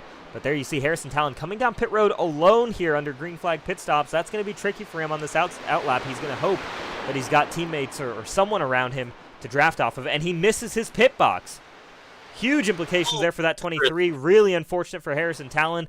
That's going to make life very, very difficult. And I don't think he's going to stay on this lead lap here. He gets it parked back in line. It's going to hand the lead back to Chad Frankenfield. He was the leader of that second pack that went down pit road just before Johnny Thomas inherited, and you can see that big pack has now been able to be joined once again. And everybody, with the exception of the 23 that we just saw, and I believe the 19 and the 14, excuse me, doing a great job on and off pit road. And we'll see Chad Frankenfield, where will they be in relationship to that second pack, or excuse me, that pack that just got off pit road. Yeah, we'll keep an eye out on this in terms of how this field starts to play out right now. Going to take a look a little bit further back and see if we have a couple of packs here. So we have this second pack led by Chris Wright and this Walmart number 20 Chevy Camaro, and then we've got a third pack a little bit further back led by David Westergreen. In fact, not really a pack at all. It's just David Westergreen and Zach Evans here. And then Trevor Elam leading a couple of cars here with Casey Hatch, David Tooker, Brody Moore, all here within fairly close proximity of each other. And then that's once we start seeing guys spread out a little bit more. So realistically, we've got really this whole pack in line. Everyone's together, and it's Chad Frankenfield leading the way. 15, league owner and previous Daytona 500 champion up front. Doing a great job as we round out a successful round of green flag pit stops. Yeah, as crazy as it is, our first round of green flag pit stops, just with how some of those cautions fell earlier on in this race. So intriguing to see how that played out. People are probably learning stuff again about how to take this out lap, how to take the in lap, how to drive this car, who you need to go down pit road with to gain some kind of advantage, because Chad Frankenfield, he made that all work out for him, and right now he's leading the way, and he's got Brandon Key right behind Tyler Fody and Jeff Green, who were leading earlier on. They went down pit road, just the two of them, and they've fallen back a couple of positions because of it.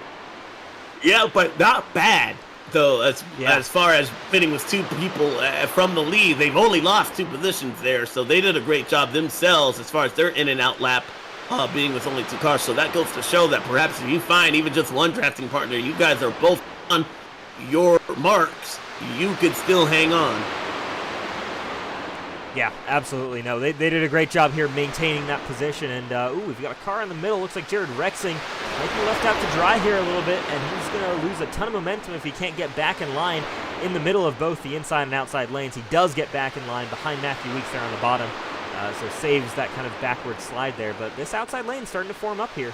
And look at that. You've got 3 Pro Edge Toyotas at the back of it. Where Jared Rexing was at the sucker hole there, where they're on the inside and outside of you, you find yourself in the middle going back, and that's not a place where you want to be. So the 10 car very fortunate to find a hole in line just behind that 11 car.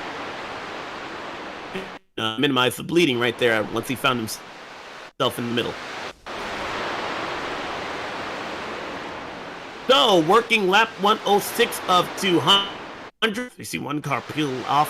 I think that's Scott Haining, that 3 car there. The good news for this pack of cars there, which I believe is about 20 or so, is that these guys are all within one another. They're making up this is the fastest group of cars on the track. The bad news for all those guys that find themselves outside of this pack is that they are losing time. And so the question then remains, how much time will they lose? And once they begin to get further and further away, I'm starting to look at what cars could potentially go a lap down, and you're running out of chances of perhaps getting that lap back.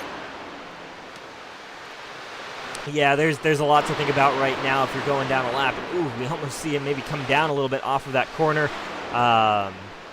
Looks like everything's going to stay in line right there. Daniel Martinez, just how quickly a race can change, right? I mean, we were talking about him leading this race here earlier on, and just I think strategy didn't quite go his way and fell towards the back.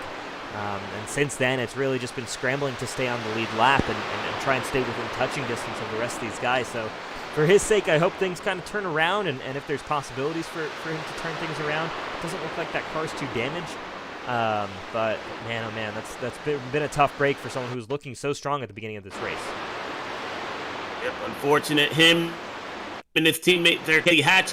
Hatch is still on the lead lap, but as we had documented there with David Tooker, they have found themselves outside of the lead pack.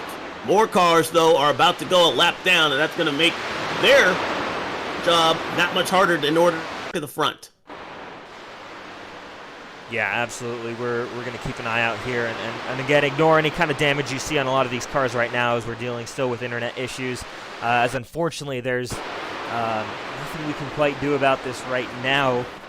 Unfortunately, we are, of course, whims to whatever the weather is allowing for. I said there have been some major storms here. At the beginning of this race, I had a lightning storm, of which I have not seen from Charlotte here.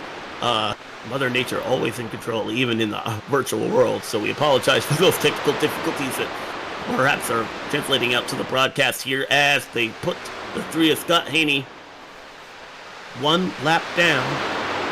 Oh, it goes back to that one call as we see they're slicing in front. This might be a good time to check out what this looks like from the aerial blimp. Absolutely. Let's head over up to the blimp and take a look, and there you see that great. And there's one of those planes landing there at the airport just next to Daytona. Hey, mark that down, y'all up home. We want to know. Absolutely. So there you go. You can see just this pack, and it's crazy. I mean, just how fast these guys are going, and just how vast this racetrack is. I mean, talk about, those are cars that you can just barely see, running down there in tiny, images. And this track is just so huge, 2.5 miles around. It really, you don't understand the size of it unless you've seen this place in person. It truly is spectacular. Oh, Rashov, I got the chances. We see the 99 Brandon Key make a pass for the lead. He'll do so to the inside lane. But I got the chance to go to the 2019 Daytona 500 here after visiting this racetrack in later portion of 2018. And it's unbelievable, especially what they've been able to do now with the Daytona Uprising, which has added all that new section. They removed all the stands that used to be on the backstretch there, but they have put up some amazing amenities out front in the where you see the World Center of Racing here on the front stretch, and it is just every NASCAR fan, if you get a chance, you need to go to Daytona 500 or just at Daytona. We have one to for the season finale coming up in just a couple of weeks, and I can't wait just to see that race. But that to be here and to watch a race in person, as real as iRacing is, it doesn't do it justice. You have to go. Oh, absolutely. I'm sure. That's still something I need to do, and I think I need to try and go down. Maybe the rest of the country is freezing cold and watch that Rolex 24 that they've got on the road course here. But man, oh man, a Daytona 500 as well. The speeds that these cars are traveling at, going around this racetrack, it really is incredible, especially the close quarters that they're racing at. And we're seeing that here in iRacing as well. Obviously, it's not real life, but man, oh man, these guys are doing some great driving here to stay close to one another, but also, keep themselves competitive and keep themselves within, a shot of winning. And they're doing this all at about 200 miles an hour. Caleb Thompson leading his first lap of the night and did a great job there after a push for who has yet to reach the top. The reigning champion, though, knocking on the door. Can that 31 car get to the point? Let's take a look. Gerald Campbell, a great super speedway racer here. He's moving forward. Caleb Thompson, we, again, haven't talked about him much since he took the lead, but yeah, doing a great job here, leading the way here and waiting for this teammate there. Gerald Campbell, Caleb Thompson, both teammates. Look out for Josh Robin as well in the 8. All those guys driving for Aggressive Eagle Esports. So keep an eye out for them. Maybe they'll try and get together, work together. If Josh Robin can get in front of that 31 car, they can hook up, try and get towards their teammate in the number 4. Look out. Again, this is where you're starting to see guys maybe making moves, trying to figure out what's going to get them to the front, because once we get down to it, you've got to be ready to make your move, call your shot, and go for a win. These guys were last on pit road, I believe, just how long ago? Lap 96 here. So that, if you add about 40 laps to that, I believe that puts them pitting right on the other end of 130. And that's significant because that is when the end of stage 2 will be complete. Yeah, for sure. So we're seeing here right now, we're about 15 laps into this particular stint. There you see on the left-hand side. So, you know, we'll keep an eye on this pit stop strategy and the stint lengths here as we continue throughout with this race. But right now, everybody with that last caution, or excuse me, not with that last caution, but with that being green flag pit stops, everybody should be on relatively the same pit stop strategy. That'll be good. As far as the battle for the stage win will come within this pack here in just over 15 laps.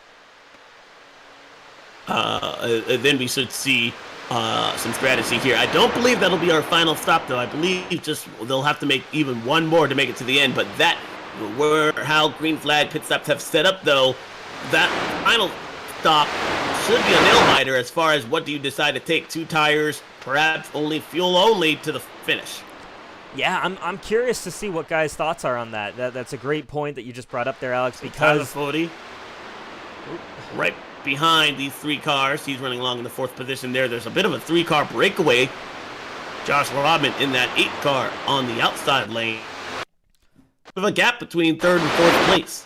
Yeah, there really is, and this is some impressive work that they're doing right now. Tyler Fody, I think, maybe sneaking closer and closer to these guys as, yeah, we see there they'll start to build that momentum back up. But sometimes if you get a good enough push, you can start to see that happen, but eventually the rest of the pack should realistically come back to them. So we'll keep an eye on that and try to make that happen for the end of the race. Of course, if you can be, 3 car lengths down the road from 2nd place or 3rd place at the end of this race and you got someone trustworthy pushing you, that's a great situation to be in. But we're not too sure exactly how that all is going to play out once we get down to it. Just running lap 117 right now. As we see, these guys begin to inherit more and more lap traffic. Ooh, somebody was slicing and dicing right there at the turn number 2. But this is a bigger pack of cars that they're going to have to work their way past. Now we'll see how the 40 car, Caleb Thompson in the 04 car is able to negotiate this type of traffic. They're going to have to move. Are they going to stay right behind them, or do they move to the outside lane? And this is where things begin to get a little hairy. Yeah, it all depends on the speed that these guys can carry. So that's Josh Adams, that's Brent Jones there working together right now, leading the way, obviously about to go 1 or 2 laps down, I think it is. Let's take a look. I think they're both already a lap down. Is that correct? There we see Brent Jones in the 89. Yeah, Josh Adams in the 95. So both of them running about, I think, one car's 2 laps down, maybe the other car 3 laps down there. So both of them nowhere near the lead fight here, but running at a strong enough pace here where I think Caleb Thompson is perfectly comfortable sitting behind them and saving some gas. Yeah, I was going to say that could actually work out better for them, but my question remains there with these guys, if they start to get racy for that stage point, do those guys up front that are not in the lead lap, do they begin to become a little bit unnerving to you as a driver? Are you kind of more upset and trying to get them out of yeah, we'll kind of have to see how that all plays out. What's been impressive to me is the fact that this 3-car breakaway, it's right now 5 cars, has stayed that way. Tyler Cody has not closed in on that group. So they've been able to maintain the pace that they're running at, and it's been, it's been a pace that is greater than whatever the rest of this pack is running. So whatever they're doing right now, they're doing it right. Caleb Thompson leading this field right now, doing a great job. Again, kind of behind that 95 car of Josh Adams. A reminder that Adams and Brent Jones, his 2 first cars on this inside line, are both down a number of laps. Caleb Thompson is your race leader, but they're doing enough here to stay away from the rest of this pack. But don't look now. In that outside lane is the 37 car. He must smell that a stage point or playoff point and stage point on the line, because 4OH Toyotas are working that high side and they are making up some time. Yeah, we're number 10 to go to the end of this stage here, so guys starting to think about how to make moves, grab those extra stage points. maybe even grab a playoff point if you can win this stage. Do you think you can do that? But again, you see there 3 Toyotas lined up there. You've got one Ford in between them and then another Toyota behind them. So, yeah, keep an eye on these guys. I think they're trying to put together something that's tough to make that outside lane work here, at least right now. And you see even Matthew Weeks kind of bailing out on that outside lane for right now. Yeah, that was an interesting move made by the 11 car. In fact, he's continuing to lose a little bit of speed, and that all but destroyed the momentum that they had built up in that outside lane. He's going to get behind his teammate there, the 28 car, Joshua Clark. And that might be why right there, that's around. the 83 of Danny Martinez. There might not have been enough room. They weren't too comfortable making it 3 wide, so they thought they'd file in here and then wait and try and see if they can make a run happen again. Good news is they have more than 20 miles of racetrack number 2, so they have some time there. But they're definitely going to have to make the most of it. They've been now kicked back, all the way back to 18th place. Yeah, absolutely. So we'll keep an eye out and see what they're able to do there. You see Matthew Weeks peeking up towards the top. Not sure if he's going to get much momentum there without anyone behind him, but maybe trying to coax his teammates up towards the top, trying to get another run rolling here. Look for Matthew Weeks to try and make those moves, or maybe just getting air on the radiator and comes back down to the bottom, settles back in. Big freight train, well over 200 miles an hour, as now most is they snake down the backstretch here. Working lap 122 of 200 in the books, less than 80 to go. 2 more pit stops will have to be made, and another green and white checkered flag is going to be settled momentarily. Before we get to that action, though, perhaps we could just take a quick, not break as far as from the action or anything, but just a quick commentator break. Crank it up or so or anything. We just want to make sure that our voice is ready for the second half, so we're just going to take a little bit of a break, but we'll be back within about 3 laps.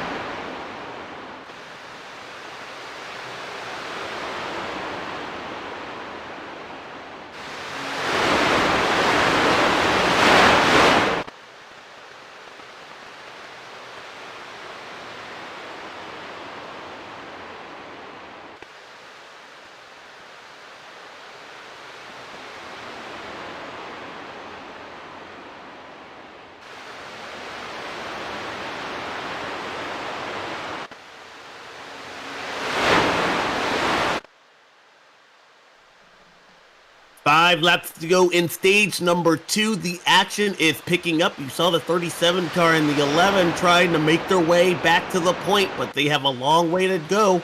Continuing to see the 04 of Caleb Thompson lead Brandon Key and Chad Frankenfield. A bit of a breakaway between 3rd and 4th place.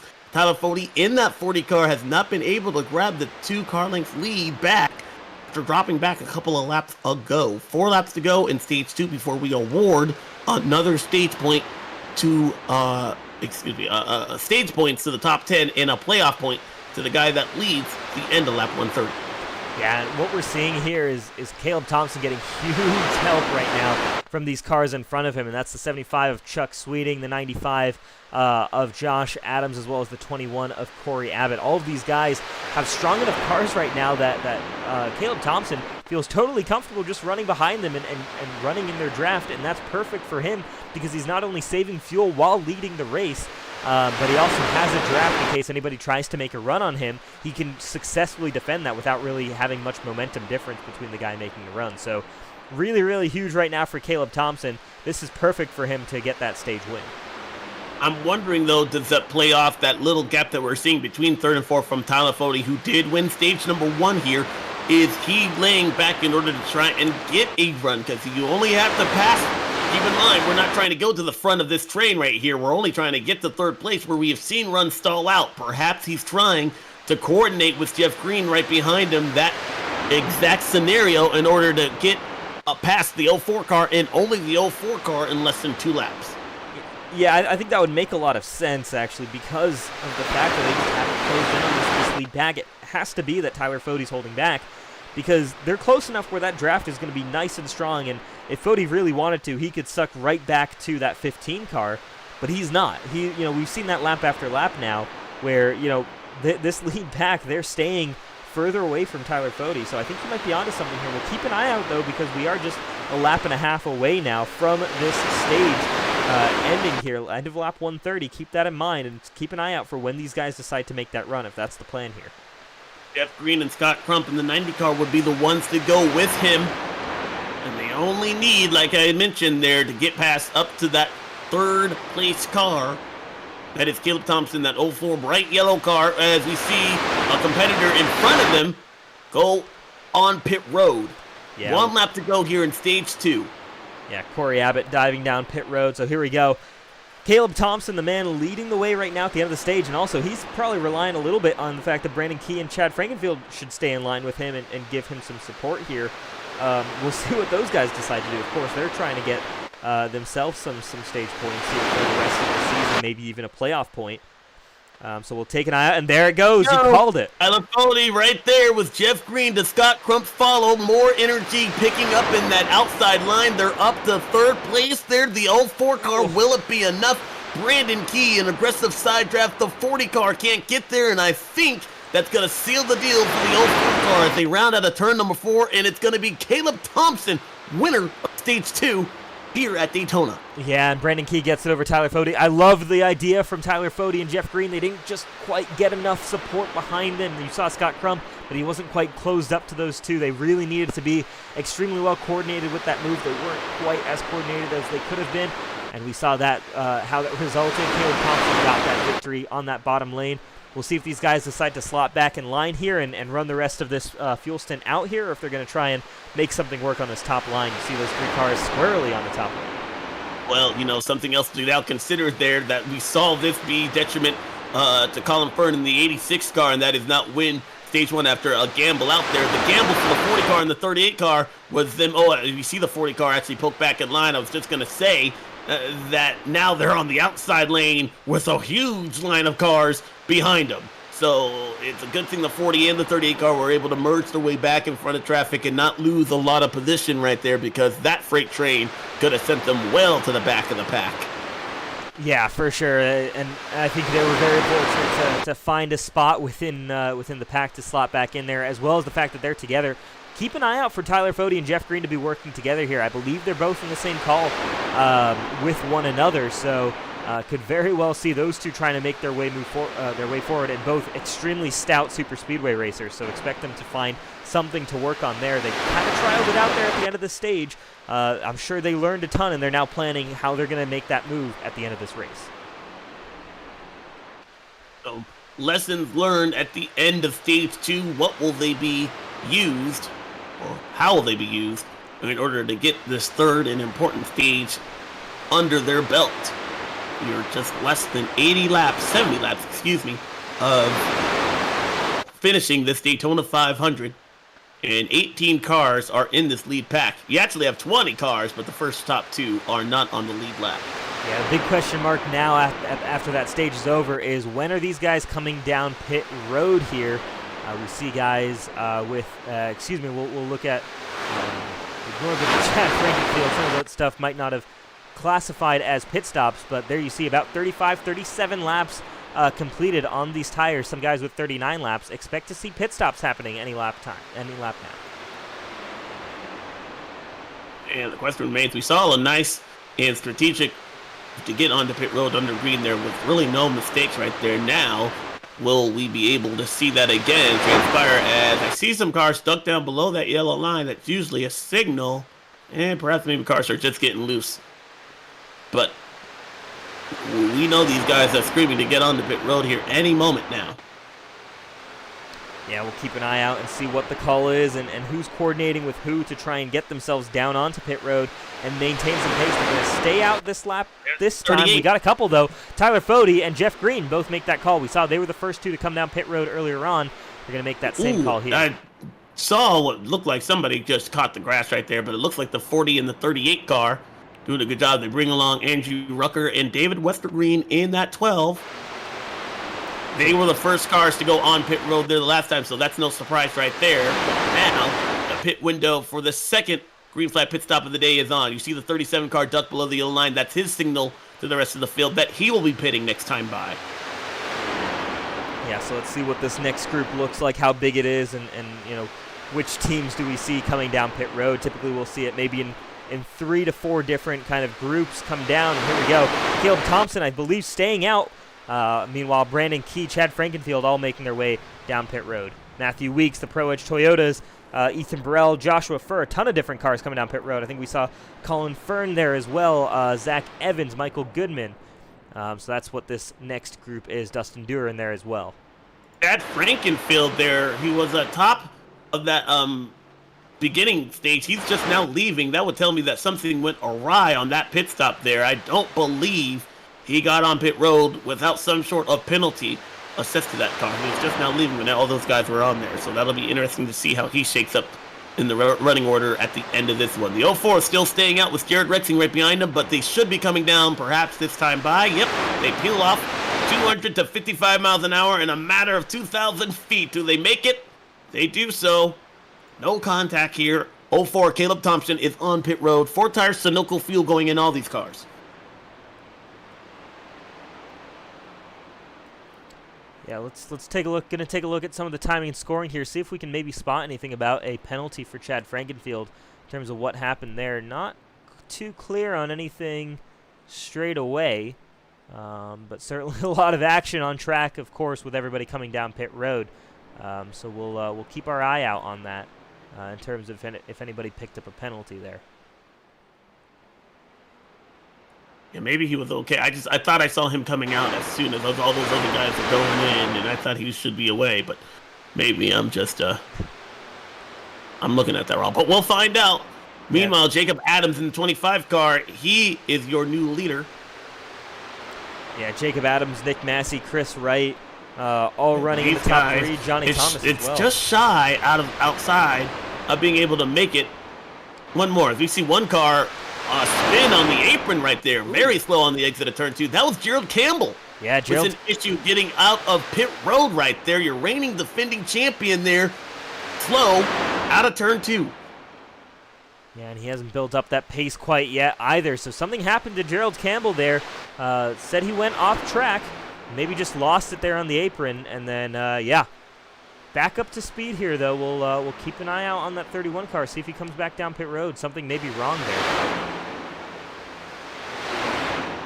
He's going to stay out. So no change there for I think he had just completed his stop, but I think he was coming out of his out lap when he had that issue there. Possibly, yeah. It's very easy to lose it on the apron here. You can be very slick. You don't have the same amount of banking that you can normally rely on. Jacob Adams. These were some of the guys, Chris Wright, Nick Mass, these were the guys that were a little bit long on their pit strategy here. And you know, we didn't talk much about it earlier in this race here, But if this race has a green flag, we got trouble getting on the pit road. One car spinning, two of them in the infield there. One of them is going to be Wester Green in the 12. We stay under green. The other one is going to be the 90 of Scott Crump. Disaster on lap 140. Yeah, Chuck Sweeting. He is still stuck on the apron, it looks like. Let's take a look. Yeah, David Westergreen stuck on the apron, and we're staying green here. He does get the toe out, though. Let's go to the replay, though, and take a look at exactly what happened to these cars.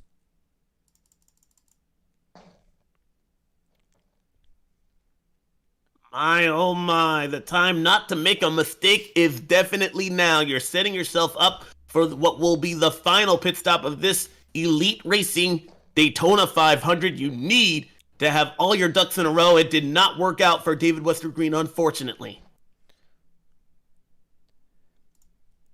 No caution as well. Yeah, no caution as well. So let's take a look as we stay under green flag racing. Wide action picking up. Oh, net code. Something sent that car around, and the Ford Joshua Furr also involved. Because I didn't exactly see anything that would put that car out of shape. It just looked like, I don't know if the air wrapped around that or net code was a possibility as well. So that's unfortunate. Yeah, very, very unfortunate for sure. And here we go. This is where things start to get maybe a little bit interesting, as we're going to watch Chris Wright come off of pit road here and watch. There you see the rest of this pack. Dustin Dewar is going to take over the lead, I believe, with Brandon Key right behind him. Or excuse me, no, they're both down a lap. Brandon Key down a lap, so something interesting happening there as well. Trying to see where the next group of leaders is. Would be, I think that second patch is right behind them. It's that Walmart Chevrolet. Here we go. Is now being pushed. 91, and here comes Caleb Thompson, Jared Rexing as well. These guys have been able to survive the second part of green flag pit stops, and you see what was once a 20-car field has now dwindled down to just about 15. Yeah, very, very interesting there, and great for Chris Wright there in that number 20 car. We saw him pull off a similar move here at, in his duel, and that's just working a great in and out lap, coming on and off of pit road faster than anybody else, and despite not really having too many drivers to work with, maintaining track position. And once the rest of the field came up to him, he just kind of stayed and blocked that inside lane, knowing that that's the strongest lane on the racetrack, and he's got the lead of this race now. That is a great job. I wanted to keep an eye on the pack that pitted the last out of all these guys, and I bring that up because we saw some green flag pit stops working on lap 133, 134. If I switch on my Larry Mack cap, the most that these people can do about 40 laps. So those guys that were able to pit after lap 141, that means they were able to make it on just one more stop. We could see that around 180. Actually, I guess I'm looking at it there from 40. Excuse me, I was thinking about that with 80 to go. So these guys should all be able to make it with one lap to go. However, that last pack, they were able to stretch it out a little bit further than those other guys that had to go pit. So I imagine they might be in a better fuel window. That means less time also on pit road as well for those guys that stayed out if this goes green the rest of the way. Yeah, if we're green, my guess is it's going to be a one-stop race to the finish here with some fuel save, I think, for most of these drivers. So you're going to need to rely on running in the pack a little bit, trying to save some fuel, not really trying to make big runs. Meanwhile, I believe... Brandon Key down a lap, so something interesting happened there to the 99 car as well that we didn't quite catch here on camera. That's put him in this position. But, I mean, you've got to save a lot of fuel here to make it to the end. There were a number of drivers that had an issue there. I want to go back and let's see if we can decipher. Perhaps you're following at home trying to figure out exactly who your favorite driver is. Let's go back to the 15 of Chad Frankenfield, who I had caught on pit road there. He is not even inside. I don't see on my screen the top 20, so something definitely missed for Chad. He is now running along. If we can scroll down there, I think he's in the 34th. He's -7. He's out of the race. Yeah, Chad Frankenfield. Chad Frankenfield showing is running right now. However, he did actually end up having some issue where he had to tow his car back to pit road, which is why he probably lost a ton of time here. He's running, let's take a look here at Chad Frankenfield. I think he's about 4 laps down from the leaders. Okay, I'm sorry. I thought I saw 7 right there. I was concerned for a bit because I know. Oh, trouble! Oh, front! We see the multiple cars are involved right there, and that is going to trigger the yellow flag for the 4th time here today. Multiple cars involved. You see Josh Robin in the 8 car with an issue, and actually the yellow has not come out yet. Wow. Interesting again. Another incident here where the yellow is not going to come out. We'll head to the replay, take a look and see what happened there, but I'll keep you guys updated if we see anything about a yellow flag coming out here. Very, very intriguing. And that was right, I believe, at the front of the field that we were keeping an eye on. Fortunately, actually, I don't believe we were quite at the front here. This was a little bit further back here. This was Josh Robin maybe giving a not great bump there to Andrew Rucker, sends him spinning, and there you go, they're around. That is the 2nd time both those cars have been involved in an incident today. First one, though, triggered a yellow flag. This one did not, so things have gone from bad to worse for some of our guys running along in the back of the pack. Yeah, back up to the front here. It's still Chris Wright leading the way in that 20 car with some help here from Brandon Key right now in that number 99, just leading and staying on the back end of the lead lap here. Keep an eye out for Johnny Thomas, another strong super speedway racer, and of course Matthew Weeks involved in this battle. Jeff Green is up here as well. Tyler Fode, in fact, probably in the worst position he's been in all day, down in 10th. Yeah, I'm trying to see exactly how many cars we have competitively inside this lead pack. Brandon Key is leading, but Chris Wright is the leader.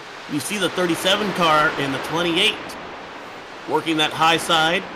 And if Tyler Fode in the 40 car is in 10th, he has some trouble because he is not inside that lead pack. The fastest car here at Daytona has some work to do.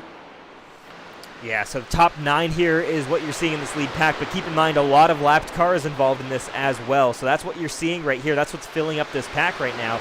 You've got cars like Brandon Key. I think we see Colin Fern a couple of cars back in the 86. All of these guys running together in this same pack. So, I mean, as long as the cars aren't damaged, you don't really notice the difference, but we're seeing this on timing and scoring. You know, you're not racing everybody who's around you. Couple of Toyotas. In fact, 3 of them, though, inside the top 9. They make up 30% of our lead pack on the lead lap, I guess I should say, with the 9 cars that are running along. But you have Matthew Weeks, Ethan Burrell, and Tate Lytle doing a great job there. Jeff Green is still in the mix. That is great as well. Jared Rexing has picked up the spot. Interesting to see. We saw nice looking, a good first segment of green flag pit stop, but as I like to call it, the intensity of the race, it picks up closer to that checkered flag, and we are just 1 lap away from getting into the final quarter of this race here. You need not to make a mistake, and it just seemed like everything that we gave these guys props for that first green flag pit stop, it just did not happen for the second green flag pit stop, and we have quite a few competitors now needing a yellow flag in order to get caught back up. Yeah, absolutely. It's been really intriguing how this has played out because I don't think we've seen a caution flag since before the halfway point, right? So it's been a hot second here. Yeah, usually, but you know, as Steve Letarte likes to say, what's inside every long run, a short run. So I don't think we are done with the yellow flag just yet, especially at any point around this track. I mean, we saw these guys are getting it. It doesn't matter if they're battling for first or they're battling for 35th. These guys are trying to get through all of it. It goes 3 wide. One competitor stuck in the middle. That's Issa Burrell in that extreme high lane trying to make some ground happen. Yeah, we're seeing these guys start to form up on this outside lane. And again, you've got those 3 Toyotas in line. You've also got the help of Jared Rexing there. Looks like I think Caleb Thompson might also be helping on that outside lane as well. So keep an eye on these guys. We'll see if they can make a run happen. They've got a few cars still to pass, though, if they want to make their way forward. I like what I'm seeing out of those 11 car, the 37 and the 56. I just have a feeling there. These guys, they as far as teams being able to work together with one another, I just think of Pro Edge Racing at Restricted Late Raceways for this league, and they've done a great job so far right now.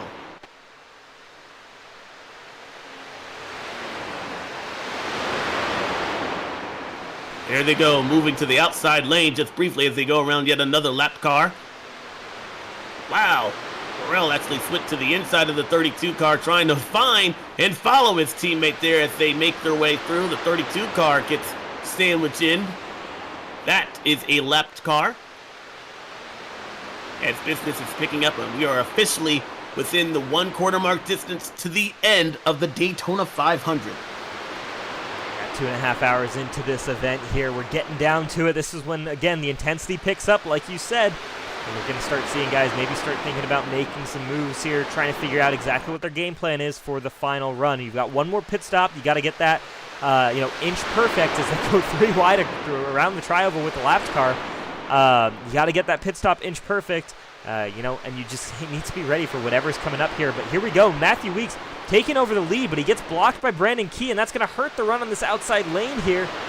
I think without that block from Key, Weeks could have taken over the lead from Chris Wright in that number 20.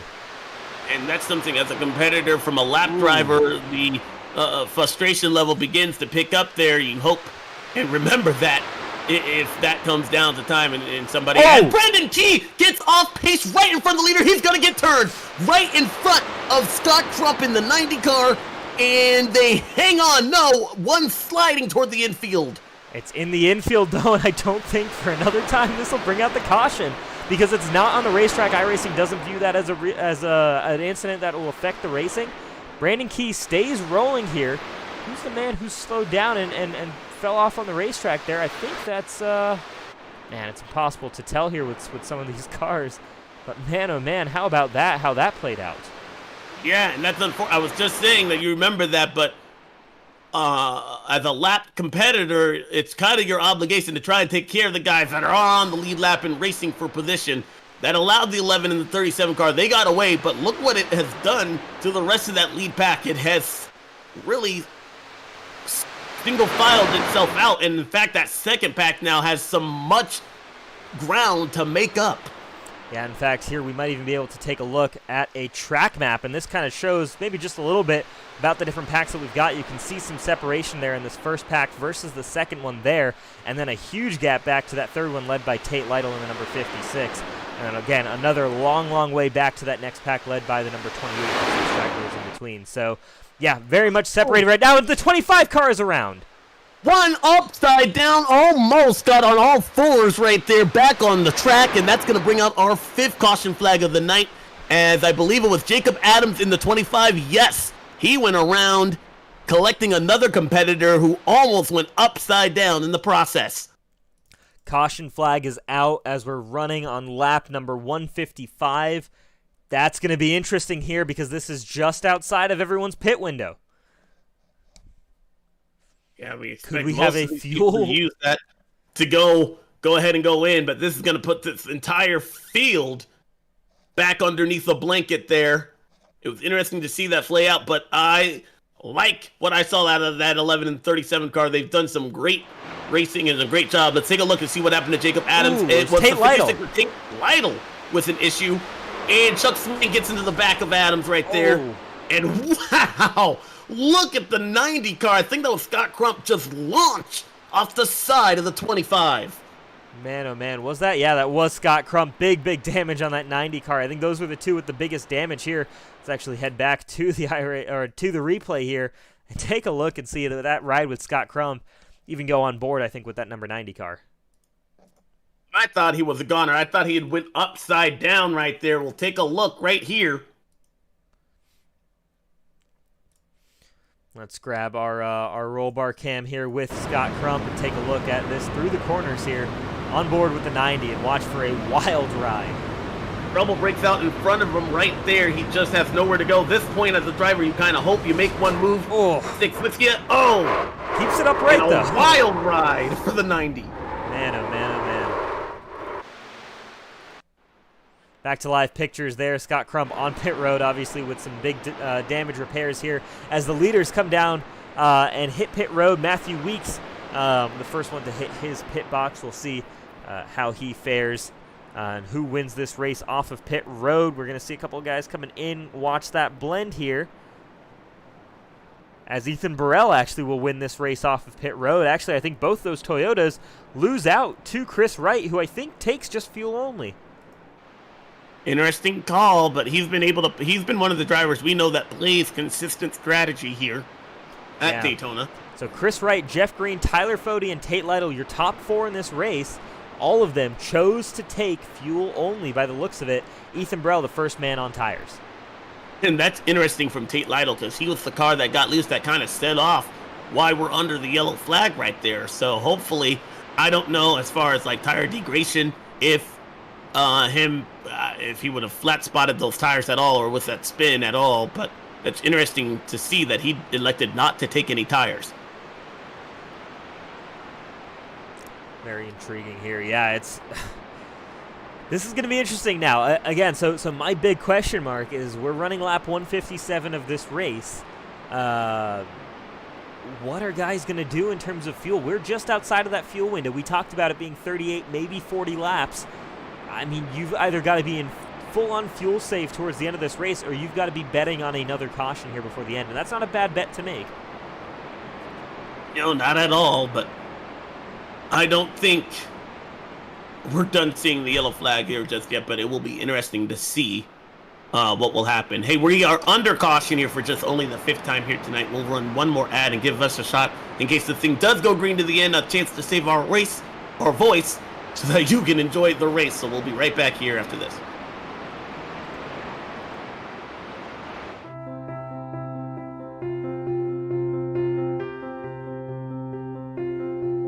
My name is John Cunningham with C2 Freight Resources. We are a Hub Zone certified logistics company here in Houston, Alabama. We've been in business for over 20 years, working with the Department of Defense and the federal government, among many other customers. C2 is committed to truckload shipments along with less than truckload shipments across the United States, Canada, and Mexico. Our high level of service is what keeps our customers coming back year after year. Our industry-leading transportation management software, along with our tracking software, allow our customers to know where their shipments are at any time, any day. In closing, C2 Freight looks forward to earning your trust and business through actions day in and day out. We know if given the opportunity, you'll be pleased with our service and communication.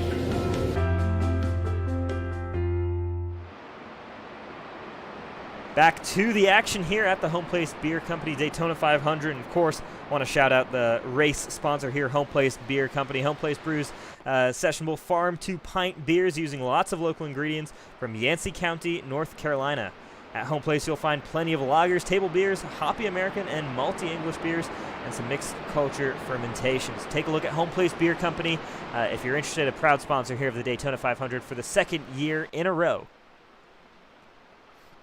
Getting set for the restart right here. Pace car is in.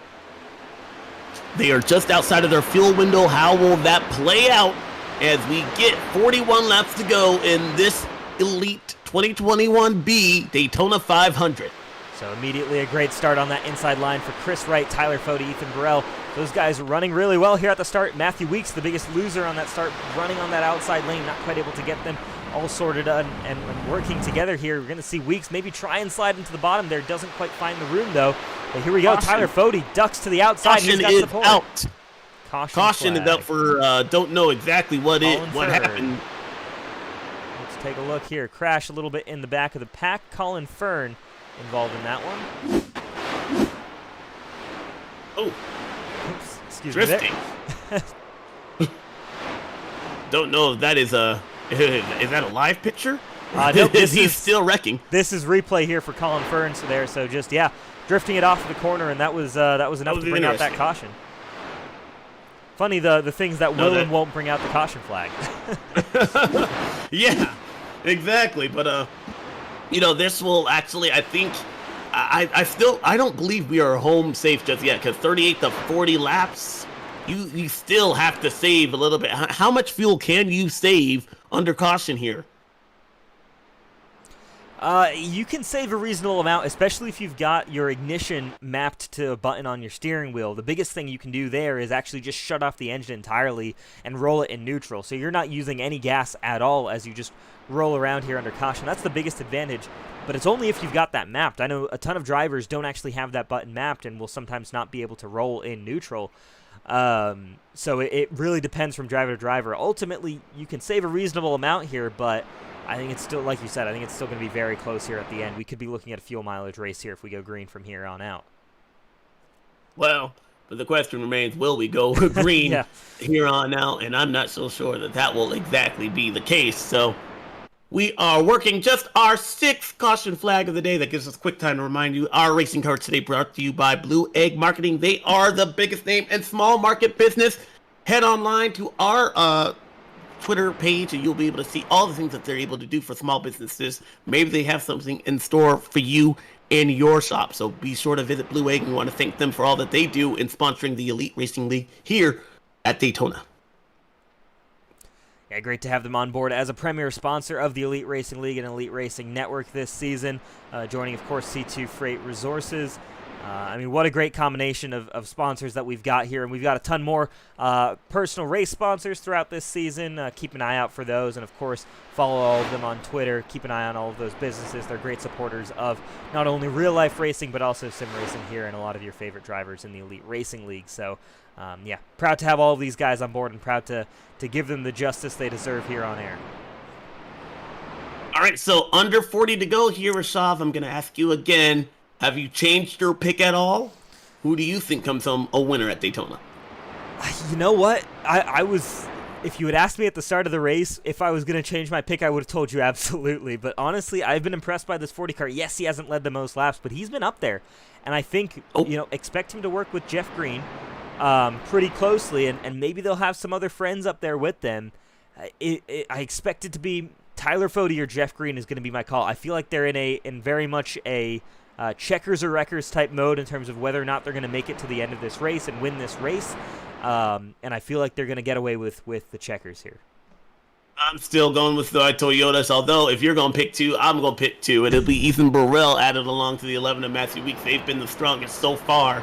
I believe, as far as teammates working with one another, I believe those two have what it takes to try and get the checkered flag. Don't know exactly who would it be among them, but I see them working together and making a charge to the front. So we'll see what happens here. Also, have we seen the last big one? We haven't actually seen a massive crash to take out multiple competitors here, but is that brewing in the mix? I think it's got to be. I mean, we're getting down to crunch time here. We're running lap 162 of this race, so still 40 laps to go. Just over or just under 100 miles left in this race.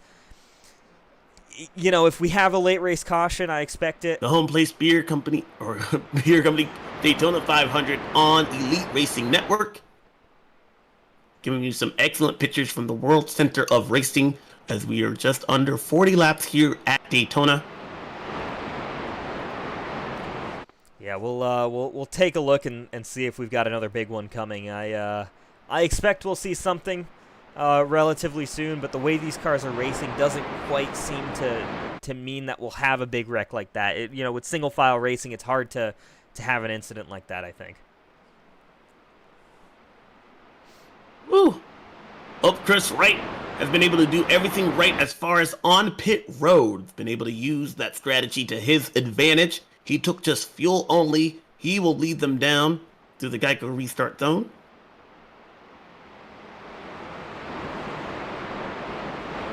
Hold your breath here, folks. We've been able to navigate safely 160 laps. Now, we're down toward the end. And as the lap counter ticks down, the pulse rate ticks up. Pace car is in. Lap 162 in the books. Lap 163 in 37 more to go. So here we go. Chris Wright with the strong restart once again on that bottom lane. He's got the control of that lane. And in fact, I think that puts that outside line, Tyler Fody, at a big disadvantage here. So you've got 3 of those Toyotas. You know, I'm regretting my pick right now because you've got 3 of your Toyotas lined up on the bottom lane here, and they are very strong. You keep those guys together, especially if you get them on the bottom here. They can be very strong and huge contenders for this win. Yeah, Chris Wright. Wow, a big slide there mid-pack as everybody fighting to get to the point and make sure they get to position. That was David Tooker who's been able to rebound there. And is that, I don't know who that was, right in front of him. Perhaps it was Trevor. I believe so. Right in front.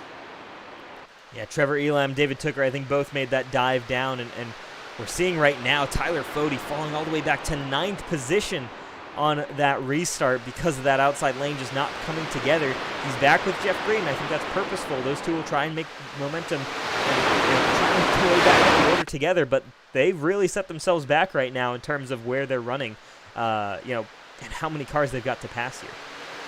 Back to the edge of the fuel window here. These guys have got to be concerned a little bit about that for the guys that, as you had mentioned there earlier, perhaps don't have the iRacing setup in order to do so and save that much fuel there. They went green with 37 laps remaining, but nobody on that front pack went down. So fuel could still be an issue for many of these guys before the end of this one. Chris Wright in that 20 car. Yeah. Walmart Chevrolet doing a great job pointing out front. Yeah, the man I'd be most concerned about in terms of fuel, unless we get another caution here, is going to be Chris Wright. He wants to lead this race. He's going to be burning the most fuel, though, by doing that. So, we've got to keep an eye out on that 20 car if we stay green here, because he could be the first one to run out here, make that run for a dash of fuel, and could lose this race here just at the very end if that's the case. Yeah, on the other end of that spectrum there, you have the 3 Toyotas that are right behind him. So Chris Wright, he might be in the catbird seat right now, but it is far from over. At that 37 car, I believe the 37, the 56, and the 11, they might be content just to ride around right now, but that's not going to be the case here with 5 to go. One good thing that I liked about racing with teammates, though, Rashad, was that you immediately knew the second they went from friend to foe. Yeah. No, 100%. I mean, you're working with these teammates all the way up until about, probably all the way up until the final lap in some cases, especially with these cars. And then, you come out of turn 4, and I've been a part of that before, where you're in a part of a team, you run the race perfectly. We had a situation in trucks last season where we were, it was 5 of us working in a team, and we were way ahead of the rest of the pack, and it all broke down into chaos as we exited turn 4 and headed towards that start-finish line. It is depending on just what time the teammates decide to leave you in the dust. Yeah, we saw that actually come to fruition in this year's Daytona 500. I'll painfully remind you of the Joey Logano and Brad Keselowski incident heading into turn number 3. Unfortunately, Penske Racing led the white flag lap with a shot to win their second Daytona 500, or excuse me, their third Daytona 500. It did not end very well for either of those teams at the end of turn 4. Yeah, no, for sure. And it's something you have to balance out. Obviously, every driver in this field wants to cross that checkered flag and pick up that checkered flag and win the Daytona 500, but only one driver can do that. So the question is, do you sacrifice a relationship potentially with your teammate for the rest of the season by doing so, or do you, suck it up, take one for the team maybe in a situation and allow your teammate to win? It's going to be interesting to see what drivers decide to do, because we've seen guys sacrifice their shots at wins before to help teammates out.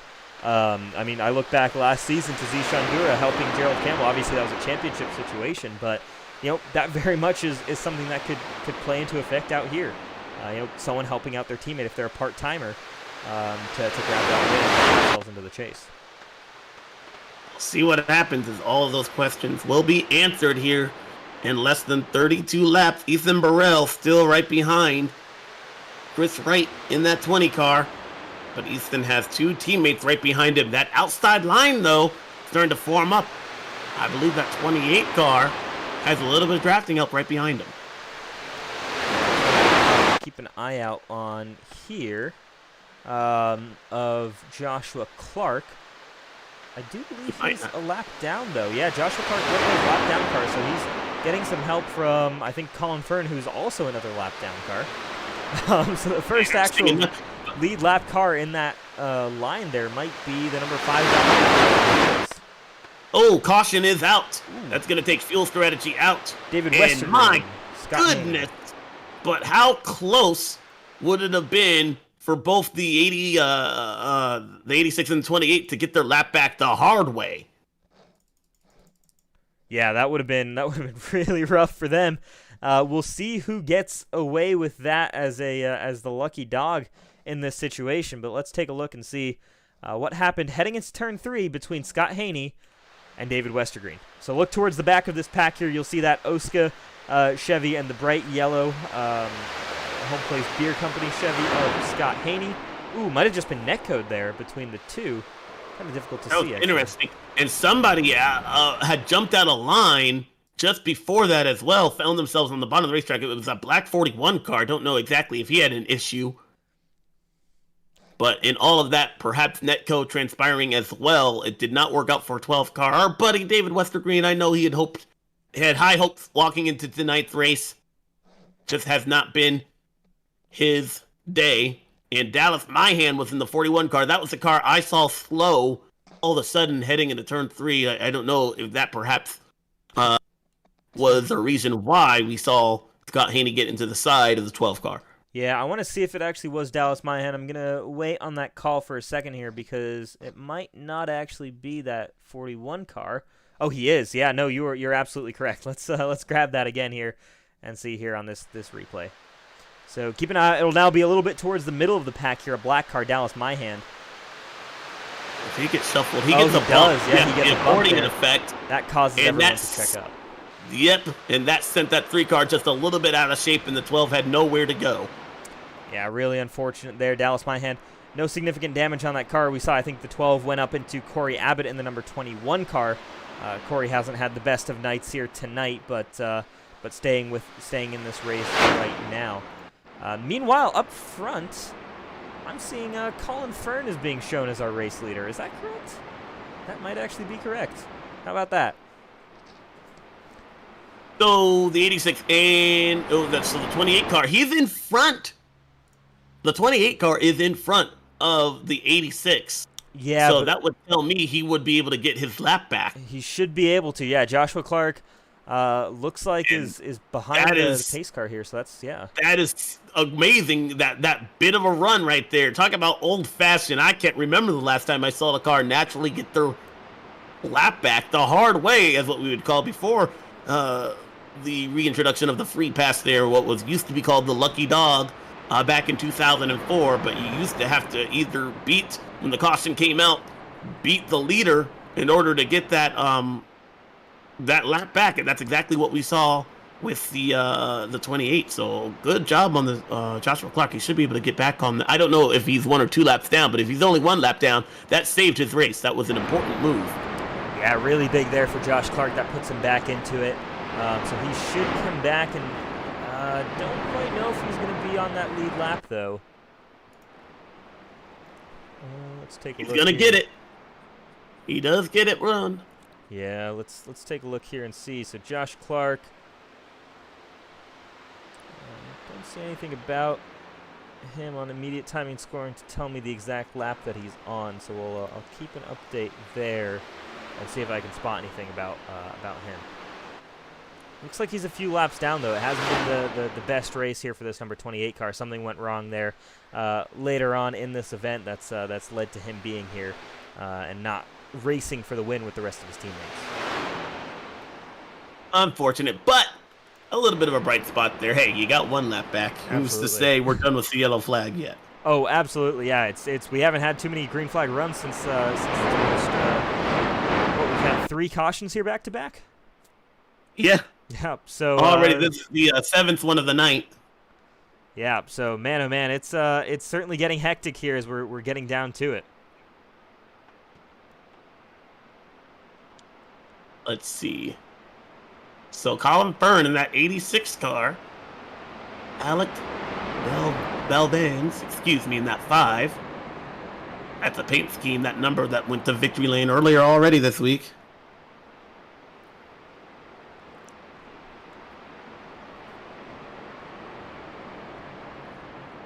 And the 31, Gerald Campbell, the reigning champion there, doing a great job so far. Yeah, I mean, we're seeing just how many guys have shuffled back and forth throughout this grid. I mean, you see that damage on the 5 car, and I believe that's the actual damage there on that 5. Gerald Campbell, we saw, had some issues earlier on in the race. So all of these guys have shuffled their way back up to the front, and we're back to green flag racing. Colin Fern, how about that? He went down a lap after that strategy call after stage number 1. He's now leading this race with just under 30 laps to go. That is an amazing call. But what I like to say, when we have new faces up in the front here, like we see with that 5 car, how will they react? How do car gets here, it's Jared Rexing in front of the field, and this is going to collect Brandon Key and others. We stay green. It's only 2 cars off the track. Brandon Key and Jared Rexing with a big slide out of turn 2. They shuffle throughout the rest of the field, but we stay under the green flag for now. Somehow we stay under green flag racing. We'll grab a quick replay of that and then head back to green action. But man, oh man, how about that? That was ridiculous. So keep an eye here on the 10 car of Jared Rexing running right there. Second car in line here behind the 5. They're pushing the 5, who just is not up to speed, and it's a bad bump there from the 99, I think. Ethan Burrell did a great job there, not making that a bigger issue for himself and others, but I was just talking about how we hadn't really seen that 5 car really be up front. How would that car react? And it just wasn't, it just didn't work out for him. Look at this shot here coming into turn number 3 there. The 86, Gerald Campbell right behind him, and the 91 of Johnny Thomas. Thomas doing a good job here. He's had his name mentioned inside the top 5 as well here today. Johnny Thomas also had a pretty up and down day, right? I mean, I think earlier on in this race, we talked about him falling all the way towards the back of the pack, so he's had to work his way back up to get into this position. I mean, last time Cup Series was here at Daytona for a points-paying race outside of the duels, I suppose. Thomas was in contention to win all the way up until the very end, and he was involved in a wreck that wasn't really his fault. So keep an eye out for him. Again, another strong super speedway racer. All of these guys have a lot of talent on these types of tracks, and they know how to avoid trouble, and they're doing just that right now. You can see on the side of our leader right there, it is scraped, battered, bruised. That 86 car not looking to be denied, at least right now, but they are single file right now. Double wide action about that 10th place spot on back. Well, very rarely, I think, do you see a car cross the line at Daytona without a few bumps and bangs on it. It's certainly something to be expected here for a car entering victory lane. The 5 car, Alec Melvance, he actually got a good job. He's inside the top 5 through all that commotion right there. I just don't think he just didn't have a good restart there, and people were ready to go. And it kind of stacked them up, and unfortunately, Jared Rexing was a victim of that. Look at that outside charge by Ethan Burrell and Chris Wright in that 20 car. They are rocketing their way up to the front, and they're bringing along more with them. Yeah, here we go, and you see the block immediately then from Johnny Thomas. He's going to take over that lead on the outside lane as they're now coming up on Gerald Campbell. The race is very much on here. The outside lane has shown up to the party with 24 laps to go. Johnny Thomas doing a great job to recognize the run that was coming behind him, jump in front, and see if that could allow him a chance to win. He's doing a great job. Big run by the 20 car as he gets shoved by Chris Wright, and Ethan Burrell finds himself on the outside lane. They drop to the inside almost immediately once they clear. Ethan Burrell almost loses it. It's a big slide out of turn 4. He saves it, though, and stays in line there ahead of Colin Fern in the 86 car, so great job there by saving that. Meanwhile, Johnny Thomas, your new leader here at Daytona, ahead of Chris Wright. Ethan Burrell back in line in third on that bottom lane. He's going to maybe try and get up and help Tate Lytle if he can. But, man, what a run that those 3 got to overtake Colin Fern, proving that outside lane can, in fact, work when you guys watch it just right. My goodness. And that was some quick handwork by the 37 car to keep it straight after finding himself. That was an elevator move from the top to the bottom. And that was not, I guarantee it, something that Ethan planned to do. I don't believe so. But you're right, things are getting up. Look, take a look mid-pack right there. You see right along where like Matthew Weeks is the 23 of Harrison Talon, who's found himself in the top 10 here today for the first time. The 29. I was going back to some of the old races here just to make sure I could call, and I heard Darrell Waltrip say that right there is like the eye of the storm, and the storm is brewing again. That is a quote from the 2002 Pepsi 400, and that's exactly what I feel right here is happening here. If commotion is going to happen, it's going to happen around that point. Yeah, keep an eye on the 56 and 29, Tate Lytle, Trevor Elam. They're kind of leading this outside lane, and this is where you'd expect to maybe see some of these incidents occur as guys running side by side, maybe some blocks coming here and there, something, a bad block or something like that, or a bad bump, and all of a sudden we've got a big one on our hands. But right now these guys are doing a good job at just keeping everything together as they run side by side. They're not carrying a ton of momentum on the top side, and we're seeing guys start to pass them on the bottom again here, so maybe not quite enough speed built up here. They're going to need some more help if they want to move forward. So these cars are going to be a handful toward the end of this race because, we got contact mid-pack and one goes around. There's the 64 Andrew Rucker involved. They're off the track. Does that trigger the yellow Tyler Fode? The 40 car is in it. Oh, no. Tyler Fode, Andrew Rucker. Oh, he's going to go right in front. And the caution flag is out. Two other competitors barely miss him. Man, oh, man. All right, let's hit the replay here. Take a look and see what happened to these drivers. Man, oh man, what big implications we've got here. Lap 180, so we're going to come back here with under 20 laps to go once we hit the green flag again. But this changes things again for how this race is going to play out. The aggression's going to pick up another step, and we're going to maybe even see more incidents here after this. I told you right around where they were running, the eye of the storm. Look at the 28 car. He just got one lap back. Oh, yep, he gets into the side of Andrew Rucker. Nowhere to go for Tyler Fode in the 40 car. And then watch him spin right in front. He gets back on the racing surface. He starts to go. He releases the gas. And oh my goodness. Avoid, how did he not get hit by those cars flying by him? Man, oh man. Yeah, let's check out this replay again. See if we can maybe get some onboard pictures from some of these drivers involved here. In terms of what just happened, and it looked like it was just a three-wide situation gone bad, realistically. That was the 28 car. Josh McClock, he had just gotten one of his laps back there. Yeah, let's see if we can go all the way back and grab Joshua Clark just as he begins to bring it three wide, and he's running in the middle here. So let's take a look here.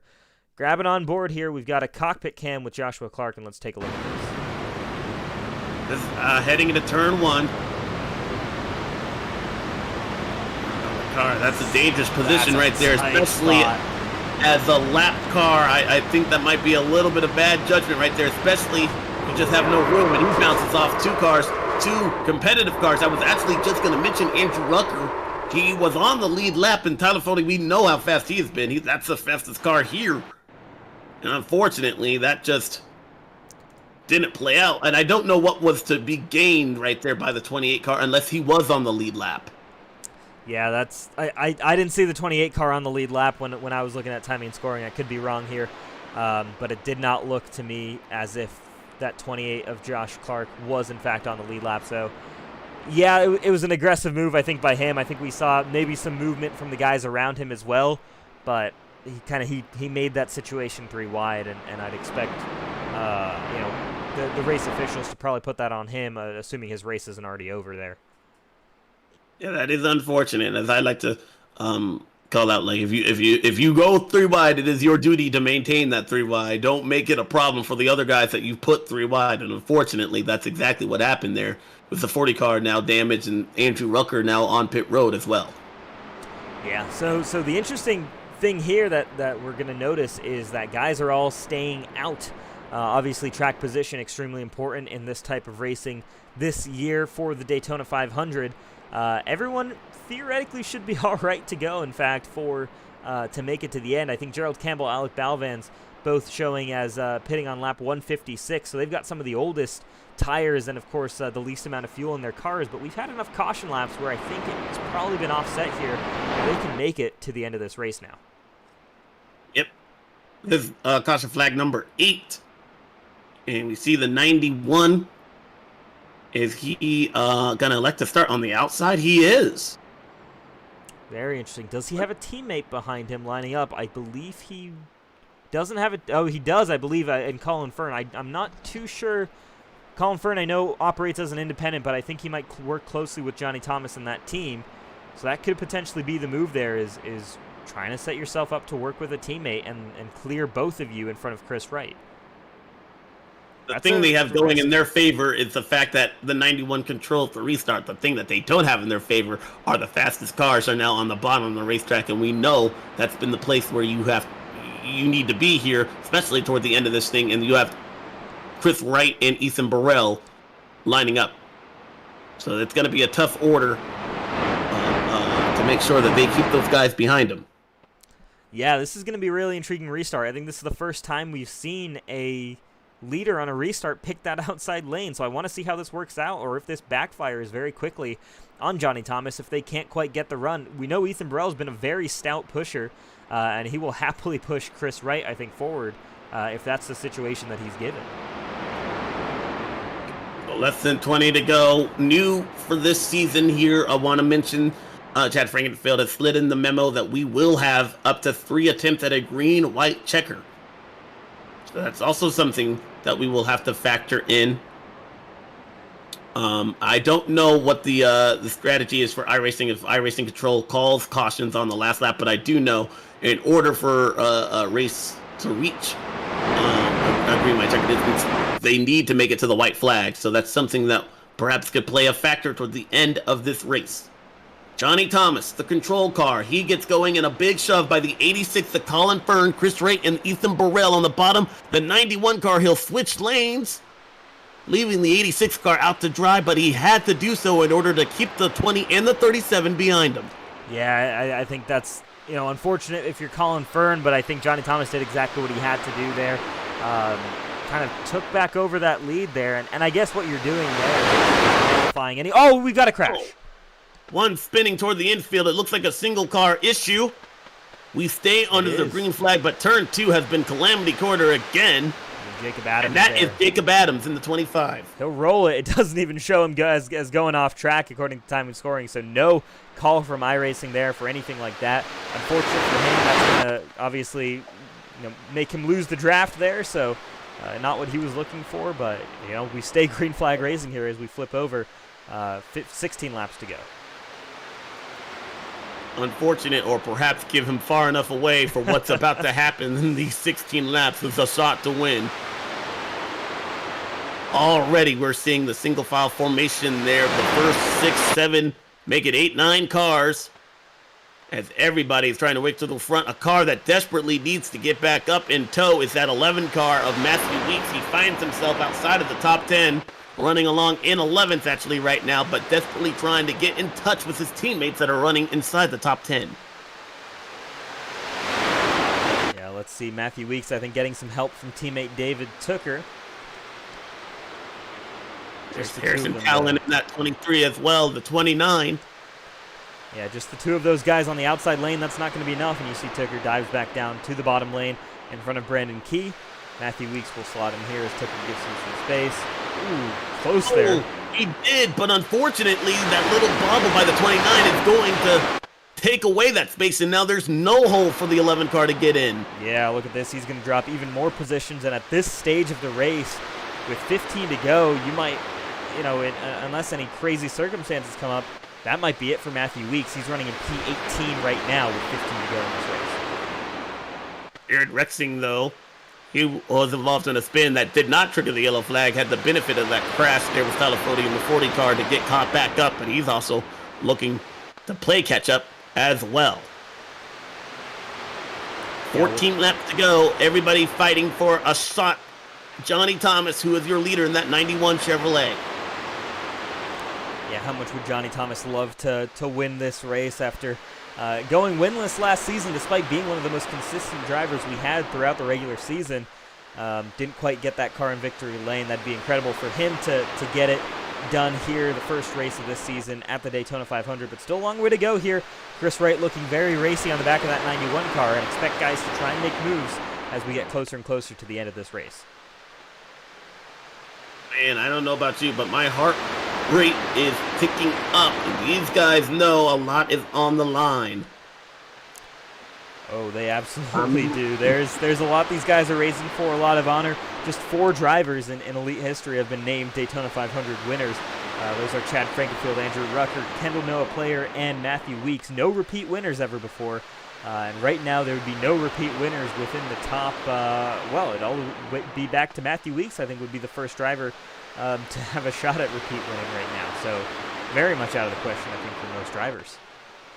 Yeah, and plus it's the Daytona 500. How do you not say that you are a champion and not feel good about a run here? This is a race that will live on in the memory of every one of these drivers here.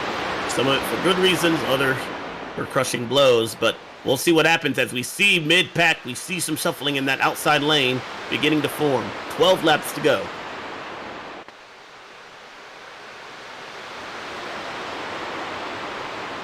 Single filed out right now. Again, I think just biding their time now, waiting for the opportunity to come up.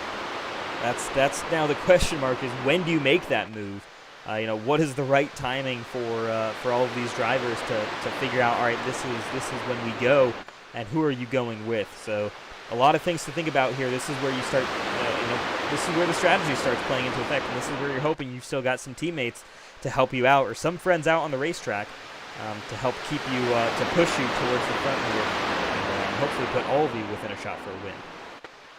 Yeah, I'm taking a look to see. I know the 20 and the 37 car, they've been nose to tail. They've worked greatly, but the question remains, will they work with one another toward the end?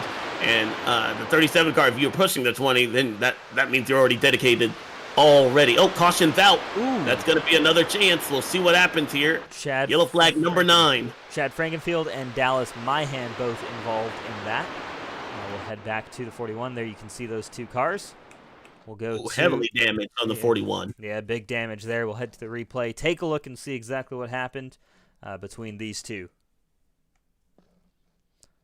So again, another layer of intrigue, because again, this restart's going to be even more aggressive than the last one. Oh man, less than 10 to go this time by.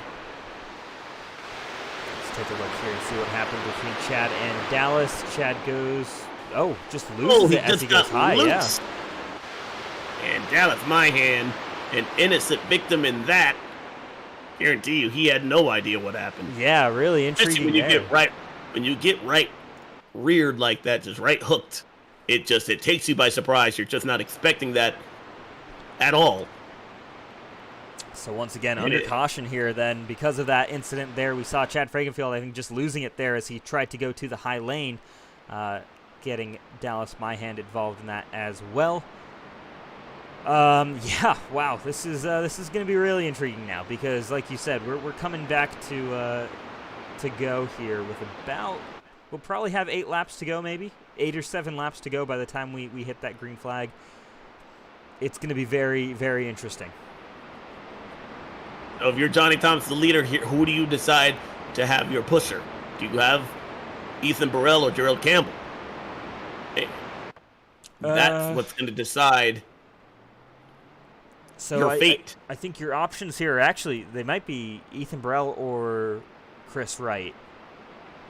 In which case... Well, no, because the 20 car is going to be, what do you call it? He's going to go on the opposite you're right. lane. Excuse me. Yep, you're correct. My bad.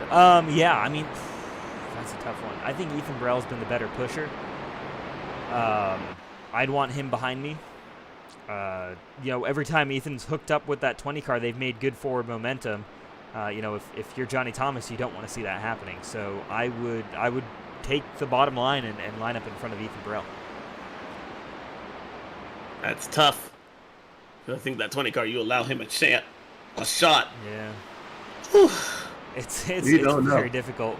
I'm glad I'm up in the booth. Yeah. Oh yeah. I mean, there's so many things you have to think about in terms of these restarts and what lanes to take. So, yeah, I'm looking forward to seeing what these guys decide to do here.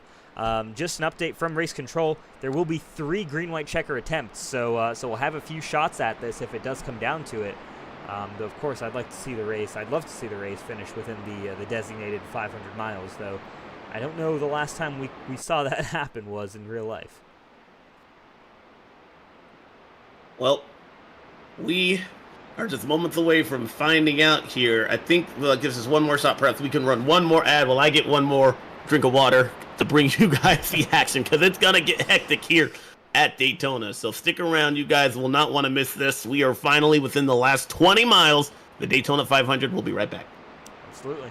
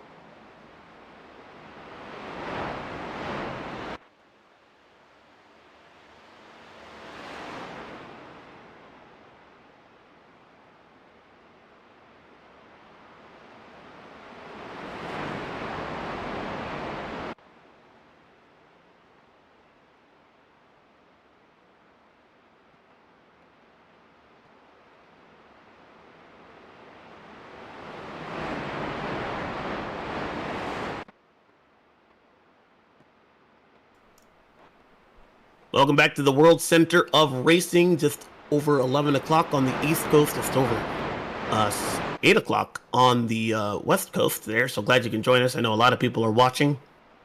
Right now, we are about to settle the Daytona 500. The 2021 Elite B season is underway here.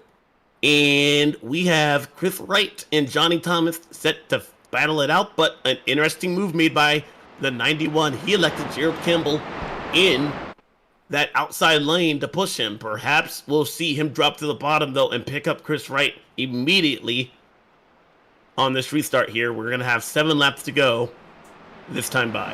Yeah, that could very well be the call.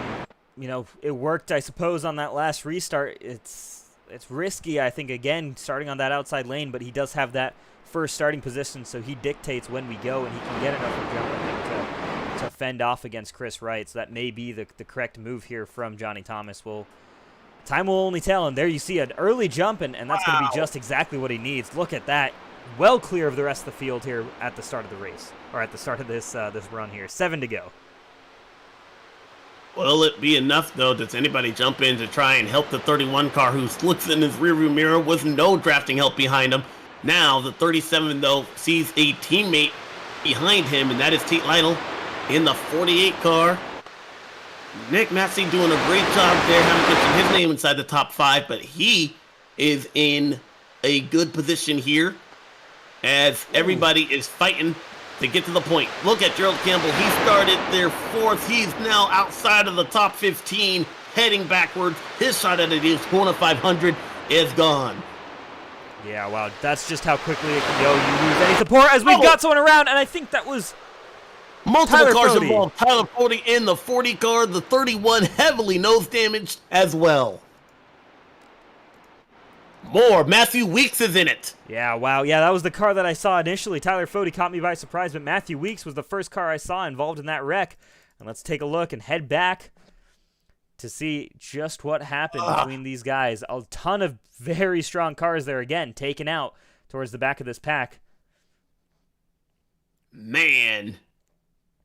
Talk about, you know what, Rashad, we talked about the commentator curse. Are both the guys we picked involved in this crash, our 10th one of the day. You're right. Ooh, as we see a car get pushed over, so that we might need to go to a different camera angle for that one.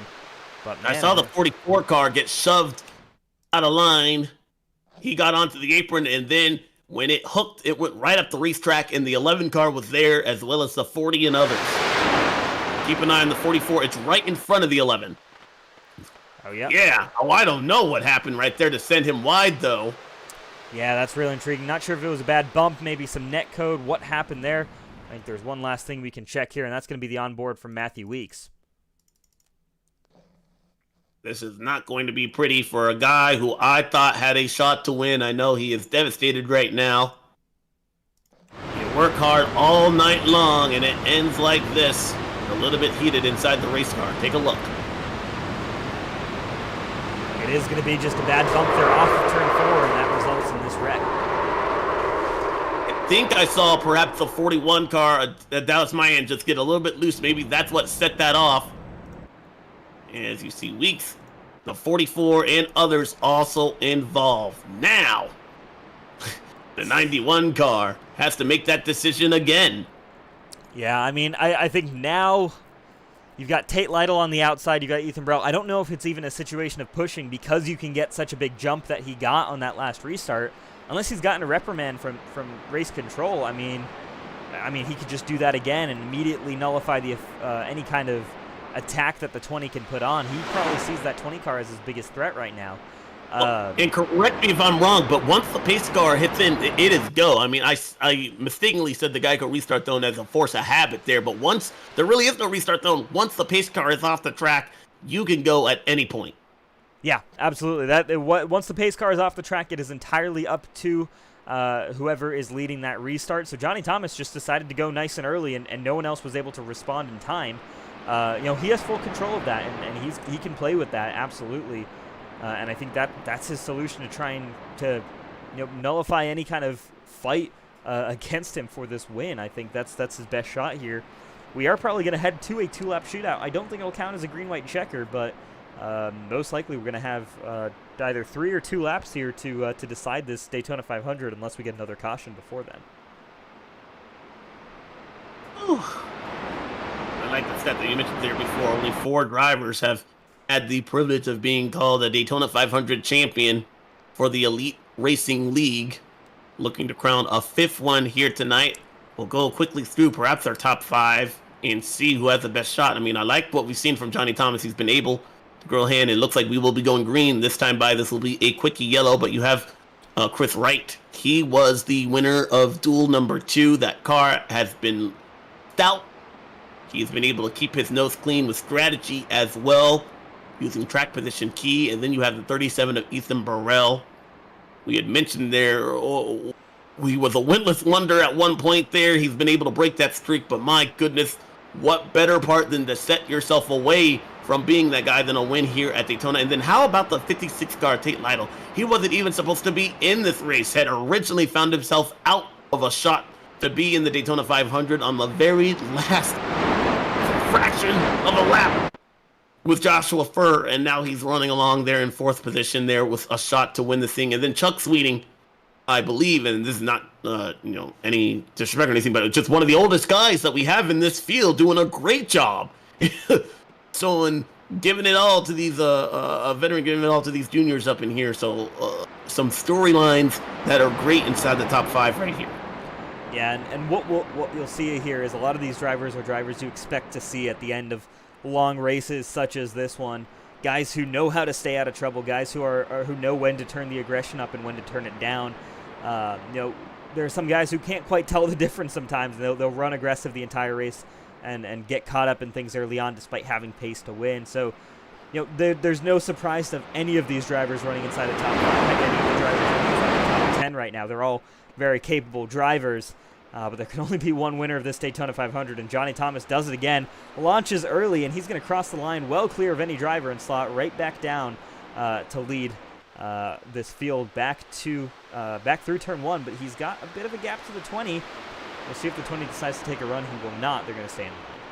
You saw the 56 car also get in front of the 37 that leaves Chuck Sweeting in that outside lane.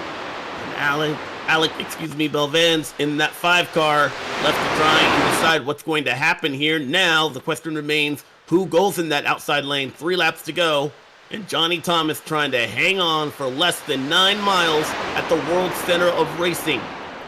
Yeah, here we go. We're going to keep an eye out now, because if you're Johnny Thomas, you're just hoping everything just stays how it should and nobody crashes, does anything in the back. You don't have to worry about another restart. You want to make it through this next lap and just make it to that white flag. He's got 2.5 miles to make it before we get that white flag and the race would be called. He just needs to make it through there without a caution flag happening. Look out off of turn 2, look out off of turn 4 for big incidents there. Look at the 20 car get right on the back bumper of the 91. The 56, a little bit of daylight between him and third place. But does Ethan Burrell aid his bumpers? We got Chuck swinging hard into the outside wall. He bounces off and he'll collect more.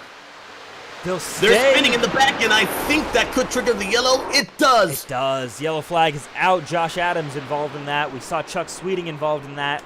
And here we go. We begin our first of 3 green-white checker attempts. I saw Chuck Sweeting bounce it hard on the outside wall there. He tried to gather it up, but as everybody went to the bottom of the racetrack to try and avoid him, it got clogged in a big way, and everything unfolded.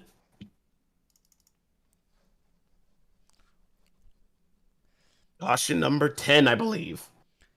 Yeah, so I think we're gonna see a lot here from this picture down this back straightaway. So there you see Chuck Sweeting getting loose, hits the wall, hits the 86 car. 86 gets loose, and this is where it all breaks out. This is what we're gonna call the big one of this race because a lot of cars involved in this Yes, look at that. Did you see right toward the front right there?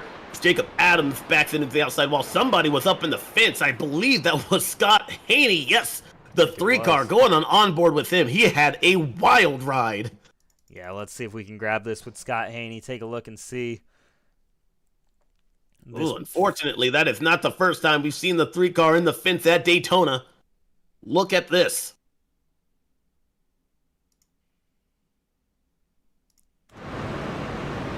On board, trouble breaks out. There's just nowhere to go often this far deep in the field. Oh, maybe it's not. Maybe it's not further up. It's further up in the pack. You should definitely see. I don't know. Let's take a look and see. It was just a wild ride there. Ooh, I believe it was Jeff Green in the 38, and it was. So this is the second incident that happened. So let's take a look once again here at this replay where it all starts off. This time we're going to follow Jeff Green in that black and green striped C2 Freight Resources Chevy Camaro. Keep an eye out here because there's another incident that breaks out, and that's David Tooker coming down on Jeff Green. So 2 incidents for the price of 1 right there. Jeff Green with a wild ride to the outside wall. How about that from Zach Evans there, avoiding all of that down on the apron. He's going to stay a lap down, I think, but man, oh man. That is unfortunate there. For the 2000 Xfinity Series champ, you see he's been so close so many times, and unfortunately, just one of today's going to be another one of those days where it's not too great there, and so that was your big one. Yeah. So now we've got about 13 cars sitting in this main pack. We'll have maybe a couple more joining them a little bit later here, but guys making the call to come down pit road. Probably most of these guys involved in that last wreck there. All of them spending a lot of time on the road. At least 10 cars by my count involved in our latest crash of the day, the biggest one of the day. Yeah, so I mean, if you want guys who weren't involved in the crash, look at 11th on up. Everybody beyond Tyler Fody on back from 12th position back. They were involved in that wreck in some way, shape, or form. I am impressed. You know what? I'm going to give a shout out to the 21 car of course. I mean, it seemed like every time that car was going a lap down, he is running along in the 11th position. If they wreck in front of him, he could walk out of here with a top 10. That is why you do not give up. Yeah, I mean, that's incredible. We mentioned Corey Abbott going 2 laps down before I think we even got to the quarter mark in this race, and you know, we thought it was going to be a long night for Corey. It probably was a long night, but he's in this position right now because he spent the time just driving through this race. Big shout out to that 21 car, Corey Abbott. Just incredible grit there, just staying in this race, and he's got a shot right now. Wow, that is awesome. All right, so Johnny Thomas, Ethan Burrell. Now, if I'm Ethan Burrell, I know the 91 car. He's shown his hand multiple times. He's going to go as soon as that pace car leaves. I am going to try and hook up with him and see if I can definitely get there as well. Or maybe I'm motioning back to the 48 car behind me to give me motioning back. I guess you can't do that in high racing. I'm sorry. But I'm somehow trying to get in touch with that 48 car to be like, push me as well, man. That's exactly what I would be doing. Because we know that 91 car, he's shown his hand multiple times. He's going to do it again. Yeah, absolutely. I think he's going to get that start nailed down. So really, for Johnny Thomas, the only thing he's got to do is make it that one lap around this racetrack without everybody else crashing behind him. And I think he's generally going to be in a pretty solid position unless somebody can put together a stout defense. This is where things get interesting. Again, this is the first of 3 green-white checker attempts. I'm hoping we won't need all 3, but be ready for anything to happen towards the middle and back of this pack. So pace car about to turn off, and we are about to try and settle the Daytona 500. We're in overtime, presented to you by Homeplace Beer Company. Who is going to win the 2021B Elite Racing League Daytona 500? We are 5 miles away from finding out. The 91 car with a stellar start. He gets to the inside lane, and he'll block Chris Wright and the Ethan Burrell machine heading into turn 1. Yeah, so here we go. Same start we've seen now from Johnny Thomas. He's done the same move, and it's worked every single time he's had the power on the restart.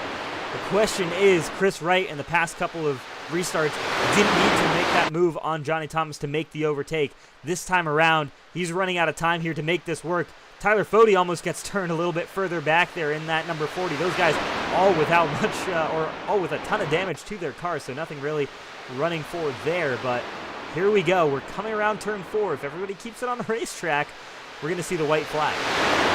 This is going to be it. The final lap here at Daytona. Ethan Burrell looking to try and get around with his teammate Tight Lytle right behind him. A little bit of daylight for 3rd and 4th place. Chris Wright on the back bumper of the 91 of Johnny Thomas, who has to make it back one more time around. Yeah, what can Chris Wright do? I don't know if he's going to have much support behind. If he decides to duck out, we'll take a look down the back straightaway. The Toyotas make their move. So here we go. Ethan Burrell, Tate Lytle. They're going to try and go for this win. They get to the side of Chris Wright. They're going to side draft him. Can they get enough momentum, though, off of turn 4? It's going to be between Ethan Burrell and Johnny Thomas at the line, but Johnny Thomas has the separation I think he's going to need. Ethan Burrell got a big shove by the 56 car. It won't be enough. Chris Wright on the back bumper of Johnny Thomas, who covers the spot, and Johnny Thomas is going to victory lane at Daytona. He scores the win in the Homeplace Beer Company Daytona 500 for the Elite Racing League opening the season. How about that from Johnny Thomas? What a drive. What a job well done there. And there you see him, the man driving that Yeats and Manscaped number 91 Chevrolet Camaro. No wins last season, almost won the regular season championship, was super consistent. He's going to start off 2021B with the biggest win of all. He yeeted indeed there all the way to the front. A big shove by the 20 car there, and congratulations, Ethan Burrell coming up just ever so short. He and Tate Lytle doing a great job there, but the 91 car up front when it counted the most. He survived notorious restarts there, and now we're going to be talking to one happy fellow as everybody congratulates that guy heading back to pit road there. A bump from David Tooker there. How about that? That's my hand as well. David Westergreen, everybody. This is going to be a popular win for the Elite Racing League. Extremely popular. I was just going to say that Johnny Thomas is one of the most loved characters within the paddock. A lot of drivers within Elite also run in Johnny Thomas's Erska series. You see him there wearing the cap on your screen. He's done a great job organizing that for Monday night. So, everyone a fan of Johnny Thomas. And great to see him in victory lane here in this number 91 car. Great looking race car as well. Extremely colorful, extremely recognizable, and it's a Daytona 500 winner, so it's obviously the most beautiful car in the world to him. This is the night that he will remember for the rest of his life. So burn it down there, Johnny Thomas. There, hopefully he won't get stuck. I think he is. Seen that notorious. Get a teammate out there. Yeah, that's it's not the first time we've seen a driver get stuck up here on the bankings with these next-gen cars. I think those rear diffusers get you a little bit stuck. Hopefully he's got a teammate driving over to give him some assistance here. Well, we want to thank everybody home. It's been a long night. It's almost 11:30, like I said, on the East Coast here. Yeah, 3.5 hours since we began this run, and while we're waiting for Johnny Thomas and allowing him to run his celebrations, we'll bring in the man who almost got the job done here, bringing it home, P3, Ethan Burrell, man. We saw you and Tate making that late move there into turn 3, trying to get enough momentum. It just looked so hard to pass on the outside today, though. Oh yeah, it was tough, man. It was hectic out there. I think with this package, I mean, more than ever, you really got to be locked in. trying to run the top. So, we gave it our best shot. I tried to kind of side draft Chris a little bit there down the back, and that was just the plan, was to get Tate and I hooked up and go for it, but just couldn't quite get enough of a run. But big props to Johnny. It's a really cool win for him. First of all, Ethan, I gotta say, is that my man E-Dog in his house? Yes, it is. Ethan, you did a great job there. We were rooting for you. You had, at times, some really stellar speed out of that. Walk us through just kind of surviving those last couple of restarts there. It seems to always be hectic at Daytona. Did that kind of do you in as far as being able to make it your way consistently back up to the front, not having those laps to get it done? Yeah, it was a really interesting race. I think that also kind of points to this package where it's really hard to make something work, to pass people, and so you really got to gather a group of guys together. So I felt like early on in the race, we had a lot of guys willing to try to use the top early on, kind of feel it out, see if it was possible, and a lot of the middle part of the race was really just survival and logging laps, and but I think about 50 to go or so, I mean, this race totally turned on its head. It got really aggressive. I mean, it was a lot of single file, but it was getting really dicey out there. The side drafting and the tandem pushing. So, yeah, I mean, I felt like Tate and I did about everything we could there coming to the end. But I tell you what, a back-to-back Daytona 500 podiums is definitely nothing to sneeze at for sure. Yeah, certainly not there. It was a great run there, and it was a pleasure watching. I think all of the Pro Edge Toyotas you guys were definitely the most creative, trying to make that outside lane work all night long. And it was entertaining for us to watch those attempts, and unfortunately wasn't quite able to get many of them to work out. It just seems to be the package that you guys are working with, but a great start to the season, and of course we expect to see a strong showing from the rest of you guys throughout the rest of the season. Yeah, thank you. Yeah, we.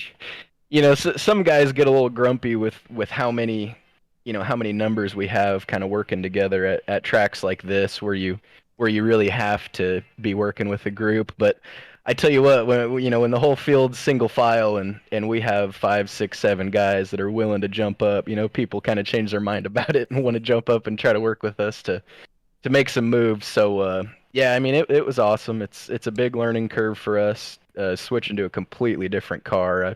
I know that any fans watching, it's kind of hard to tell from the screen, but I mean, it's a whole different ballpark, in this new car, and I think we'll get a lot of regulars that always show speed, and we're gonna have a lot of new faces up there fighting for wins. So it'll be an exciting season for sure. Yes, well, glad to see you start the season on a high note there. You mentioned their fans. I know I was talking to one of your fans there, Austin, who has a birthday coming up, I think in like 3 days there. I was talking to him. I know we were both rooting for you there, seeing what you could do there. But anything you'd like to shout out there before we hand it over? Yeah, like you said, my buddy Austin, I'm going to be taking a little lengthy drive down south this weekend to hang out with him and celebrate his birthday with him. And so huge shout out to him for always supporting me on here. And he's basically my primary sponsor. I don't have him on the car yet, but we're gonna get a special scheme whipped up for him here in the next couple weeks. And shout out my grandma, my Betty, my Aunt Judy, my mom, my brother for watching. I got a whole bunch of support here, especially for this race. The big Daytona 500, and happy to put on a good run for them, and hope they had a good time watching. And all the guys at Pro Edge Racing, I mean, Tate Lytle for sure. I mean, we were working closely together all race, him and Clark and Tooker, and just an awesome group effort. And I really appreciate Tate, being willing to try to shove me up there, coming to the finish. So shout out to everybody all around, and of course my fiance Rachel for supporting me in my sim racing, and just thanks to you guys and everybody that's involved with the Elite Racing League. Congratulations, Ethan. Oh, and one last shout out. Sorry, I almost forgot. Jonathan Smith at JD Designs for whipping up our whole Pro Edge Racing League or Series team, all of our paint schemes. It's really special for him to hop on here and do some painting for us. So big shout out to him for keeping us out there in some cool colors. All right, that was Ethan Burrell. A very successful start to the 2021 B season for Elite Racing League. He brings it home in third. Rashav, you have our second place driver. Yes, I do, and we'll bring him in. Chris Wright, second place there at the line, just missing out on the win, pushing Johnny Thomas to the victory. Talk us through your night there. Looked pretty strong there for quite some time, leading a number of laps there, and a strong finish, of course, second place at the end in the Daytona 500, but not quite the win. Yeah, man, Johnny Thomas, how awesome is that? You know, he's worked so hard to run another league that we race on Monday nights and put so much into it, and to see him to win a race, man, it was a freaking privilege to be able to push that guy to the win. So happy for him. He ended up, you know, we worked together all night. We went and rode at the back with, you know, there was a group of us. Nick was back there, Jake, you know, we just 500 miles. That's a long time. And found our way to the front through the cycle of green flag stops on that long run. And then the last 50 laps, we were up there. Yeah, I was noticing you guys had made a late commitment to go down pit road. Your guys' green flag pit stops were a little bit off sequence from what we saw with the leaders, and that eventually, when the race kind of turned on that pivotal caution, I believe with about 50 to go, that allowed you guys to get the track position, and we saw that you were only taking gas only. You were very much on top of your strategy. What did you learn from Duel 2 to put in use for today, and how did that get you to where we're talking to you in second place? Well, I'll be honest with you. We changed setups between the duels and tonight because we wanted something a little bit more racy, and I think we had that. I think tonight was way more racy than the duels, and it wasn't as crazy as I thought it was going to be when we tested it yesterday. So we actually ended up changing setups, and really the duels were their own thing, you know. And as far as the strategy tonight, it was just we pitted right before the stage ended in stage one. There was a group of us that chose to pit. And so we had about 7 to 10 more laps of fuel than everybody else. So that's why we were able to just stay out a little bit longer. And we were all committed to each other at that point. And so every time they would pit, we would run faster laps. And we just kept getting further and further forward. And that ultimately put us out front. And then Johnny actually stayed out. I wasn't sure if he could make it on fuel there when we all chose to pit with like 45 to go. And I didn't think I was going to make it. So I pitted. I lost a lot of track position. Ethan, 37, tied working with Walmart coming up through there. He gave me such a great shove to get through on the outside. Johnny pulled up in front of us, and we sat sail. And from that point on, us three basically controlled the race. You mentioned you were working with Johnny there throughout that race. On those restarts, were you communicating with him, trying to get that 91 in front of you on those restarts so you guys could single file out, or was that Johnny trying to pick an advantage, trying to maybe single you out as one of the guys who could pass him for the win later on? Oh, we were communicating. Yeah, it was all, we worked together through the most of the race. I know he's not a teammate of mine, and like I said, coming into tonight, I didn't really anticipate working with Johnny, but it just worked out where he was one of the guys that rode around back there, so we were with each other all race. And when we got to the front at the end, you know, I was committed to Johnny. Ethan was with us. Nick was up there. I hate that Jake got wrecked out, and you know there were some other guys that got wrecked out there towards the end. But it's so cool to be able to push Johnny Thomas to a win right there. I feel very lucky to have been able to do that. All right, well, you're off to a very strong start to your 2021 Season B here for the Elite Racing League, winning your duel there, second place here today. Quick shout-outs that you'd like to give up here before we talk to that Johnny Thomas guy. Yeah, everybody at RRM, Jake and myself, you know, we worked really well with the Belly Up guys tonight. You know, we had Brandon Key and Josh and Nick, all those guys we ended up working with, of course, Johnny. And it's so cool, like I said, to be able to push Johnny. And then everybody at Walmart, everybody in Corbin, Kentucky helped put this car on the racetrack. It was a sponsor. Everybody at Belly Up Sports, Chairgating, Harpoon Designs. He designed the car. Need something designed? Go to Brantley. And you guys for putting on a broadcast. I know it was a long one tonight, and I hope the show was good enough to keep you on your toes all race long. Oh yeah, we definitely have a lot to talk about and a lot to look forward to this season. So thank you so much there, Chris Wright. You did a great job bringing it home in second here at Daytona. All right. Well, last but certainly not least here tonight, We waited all week long. We waited all season, or was it off season long, to talk to the winner. 43 drivers all went to bed last night thinking one thing: they could win the Daytona 500. One guy's dream became a reality, and that is going to be Johnny Thomas. Rashad has him right now. Johnny Thomas, man, probably one of the most popular Daytona 500 wins I think we've seen. We did it, Rish. I'm great. How are you, man? One of the most popular Daytona 500 wins I think we've seen in the Elite Racing Leagues. One of the most popular wins in general, man. Talk us through what you're feeling right now. This must be incredible. This is one. Hold on. Becky might be sleeping. Becky, we did it. We won it. She's sleeping. We gotta wake her up. But this is unbelievable, guys. I cannot believe this. I've been racing for a long, long time, and I've done a lot of good things, but I've done a lot of good things a long time ago. And to come out here and win the Daytona 500 is just unbelievable. I've been so close. I've been so close these past couple times, more than a couple times, you know. Probably like the last 4 races, it seems like I've been in that same situation, and it just goes through my head every single scenario that has happened in the past. And you know, I thought there with coming to the checker there, out of 3, Ethan got a good run, and they all backed up, and Chris backed up, and I thought Chris was going to make his move, and I owe him a ton.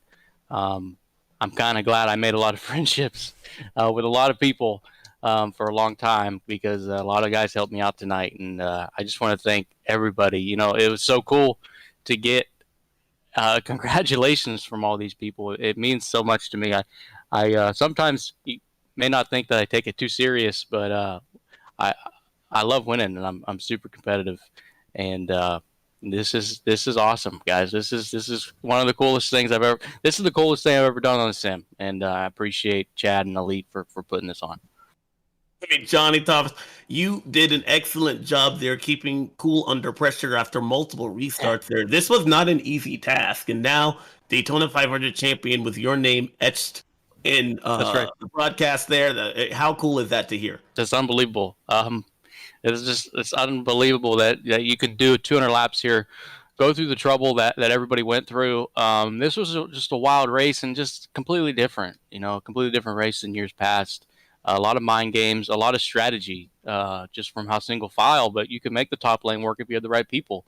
You know, I thought my day was done with about 40 to go. I was just riding behind Chris, and the lap cars kind of got shuffled back, and they stacked the field up, and I wrecked. I crashed. Luckily, Colin stayed off of me. He did a great job. But to be a Daytona 500 champion is the greatest accomplishment in my sim racing career, Alex. This is unbelievable. I'm speechless. Normally I talk a lot, but I'm speechless. Well, I got to know one last thing from you, Johnny. Is what is the Daytona 500 winner? It's almost midnight here on the East Coast, but what does the Daytona 500 winner do to celebrate? I tell you what. This race was so long that I drank pretty much all my beers, but I'm going to get something out of the shelf, and I'll be celebrating. About 10 minutes, you'll see. It's going to be a party. And I got to work tomorrow, but it's still going to be a party tomorrow. I'm going to be celebrating this until, heck, I'm in the playoffs, I think. I'm going to celebrate this the rest of the year until playoffs come. This is unbelievable. Well, Johnny Thomas, as you had already saw before, in case you didn't know, this was definitely a very popular win there, and I'm glad that you'll be able to look back at this broadcast and a tangible piece of tonight will be forever yours. That's for the Elite Racing Network. So congratulations there, man. We won't keep you any longer. Go and celebrate. Yeah, no problem. I just want to get a shout out to all my teammates. Mike Brown and Belly Up Sports has done a tremendous amount, not just for me, but in iRacing and in general. And I got to give them a huge shout out. Belly Up Racing, Yeats, we got it. You can buy sunglasses at yeatsofficial.com. Promo code BellyUpSports. You get 10% off. I had to get that in there. And Manscaped. But thanks, guys. I really appreciate it. All right, man. Congratulations, man. Yep. Love to see that for him. Johnny Thomas there, your Daytona 500 winner for the 2021 B season. What a race. What a drive by Johnny Thomas. Incredible finish there. You know, Chris Wright mentioned something. This was a different package that we saw from the duels versus tonight here, and I think a better package than what we saw from the duels here in heading into tonight. We really did not have one dominant player. We had multiple players, comers and goers, all race long. We had strategy play out, and as I said before, inside of every long run is a short run, and that's exactly what happened here. But Johnny Thomas doing an excellent job there, and a big shout out actually to a lot of the people inside the top 10.